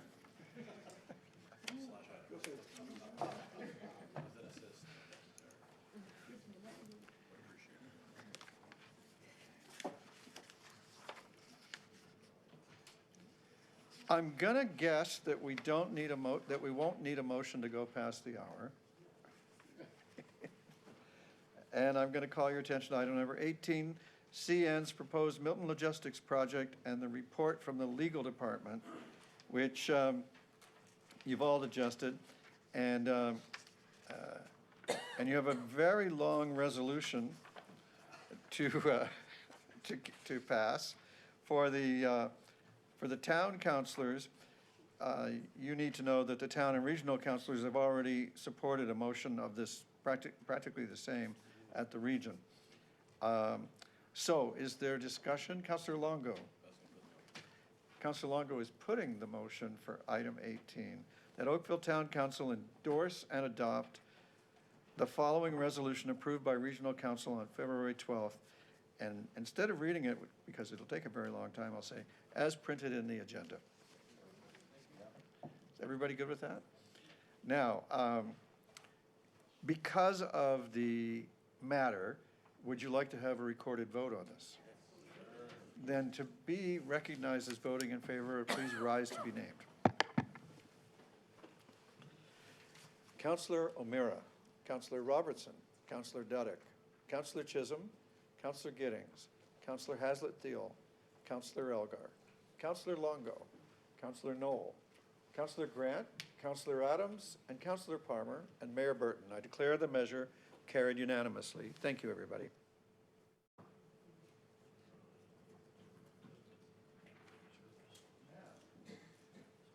Therefore, item C2, with Stormwater Management Pond Winston Business Park. Is there a mover for that, Councillor Adams? I'm happy to move item C2 as noted in the confidential agenda. I don't need to go in camera for it. Okay. May I put the vote? All in favor? Opposed if any, and that is carried. Who would like to move that we rise and report? Councillor Chisholm, thank you. All those in favor? That carries. I rise and report the Committee of the Whole has met and has made recommendations on consent items 1, 2, 3, 4, 5, 6, 7, and 8, confidential consent item C1, and discussion items 9, 10, 11, 12, 13, 14, 15, 16, 17, and 18, and confidential discussion item C2, as noted by the clerk. Is there a mover and seconder for the report? Councillor Elgar and Councillor Knoll, all those in favor? The report is adopted. We have, under new business, nothing known to me, and we do have a request for report to detain you. But before we go to requests for reports, I must ask if there is any notices of motion or emergency congratulatory or condolence statements. Then request for reports. Councillor Haslett-Thiel. I just, by way of background, we sent you a copy of the Joshua Creek Residents Association's letter, which I think those of you that had the opportunity to go through it, you'd see that it's quite comprehensive. To give you some further context, this is a neighborhood that has tried to work through some interesting dynamics about the coyotes and how habituated they seem to have become in their neighborhood. And so in support of the concept of walkability in your neighborhood, about the importance of us being alert to what seems to be a growing concern. I'm asking that the town staff report back to council no later than May on a plan on how the town can address the problem of coyote dens in residential neighborhoods, followed by recommendations which will update and improve the coyote management strategy including best practices from other municipalities that are experiencing the challenges of urbanized coyotes. And this is seconded by Councillor Giddings. Councillor Adams. I'm happy to support the effort to get better information out there about coyotes. I would like to also add foxes to the list by adding that staff review and report on any recommendations to improve protocols to respond to concerns about foxes living in proximity to residential areas. We have, in my ward anyway, and I'm sure across Oakville, foxes that hang out all over the place on people's back porches and so forth, and periodically cause concern and unhappiness amongst the residents. And I have worked with our staff to run fox information nights, and but we don't really have a full protocol on foxes, and we probably ought to in the same way that we have for many other kinds of animals. And so if our staff are working on the coyote issue, the foxes are a close cousin. So have you jotted that down by any chance? Yes, I do. I have it here. Okay, so- What I just read is what I've jotted down. Okay. So is everybody understanding that? And is Councillor Haslett-Deal and Councillor Giddings, are you happy to incorporate that into your request? Everybody's happy then? Shall I put the vote? All those in favor of authorizing the report, please raise your hands. Oh, that appears to carry. Congratulations. I have good news for you. The only thing we need, oh, Councillor Adams. I have an item on the information items that I wanted to raise. Oh, well, raise it then. It was one of the February 6 items, and it was the letter from the Honorable Steve Clark, Minister of Municipal Affairs and Housing, dealing with the growth forecasts, and I'd like our staff to report and update us on that matter, as I understand that they're considering changes to the schedules. And I'd like to know what's happening with that. I'm sure that staff will be keeping us closely advised. Thank you. I do understand that there's a time issue associated with it. I understand that they're bringing something this summer, and so we probably want to have the report back as soon as possible, kind of thing, in order to be able to have any time to respond. Councillor, I'm confident to say that every time the province reveals anything about it, we will be told. And sometimes after the fact. Well, it depends on the speed at which they move. I will remind you that Bill 108 ripped through the legislature so fast that it gave everybody vertigo. Literally, our heads spun. But there's nothing to report yet because all they've done is give us the letter. So maybe you want to just Your Worship, watch and wait. Your Worship, the letter says more than just that. It says, if you're at all interested, call us. And so I wonder if we could call and find out. Madam CAO, perhaps you could explain that when they say call, we call. And maybe you could why don't you brief council right now as to the state of this? And you know, do we need to, the councilor's not actually asking to pass a request for report. He's just lodging a request that council be kept up to date on this. I am, of course, confident that you will, but perhaps you can reassure council. Certainly, we'll be keeping you up to date on any changes the province is making. But they also indicate they're going to be having some consultation. So as the consultation comes forward on this matter, then we'll keep you informed through the information package, the council information package, so you'll know well before that consultation happens. And then we'll report on any of the outcome of the consultation. Your Worship, I also understand from the letter that they're looking at the methodologies being used for the forecasts, and that is of special interest because it's something that can be toyed with to game what ends up happening, and so I'd like to understand what's happening with that. I do understand they're also looking at the timing of updates, so there's several matters, not just the forecast. So we'll report on all of those items that they're looking at in terms of consultation and their conclusions. Thank you very much. I think it's clear they're going to increase the forecasts.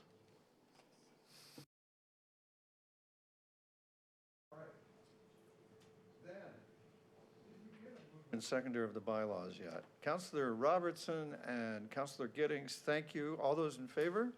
The bylaws are adopted as printed, and that completes our work this evening. It's been terrific working with you. Thank you for your time and your many good questions, and we are adjourned.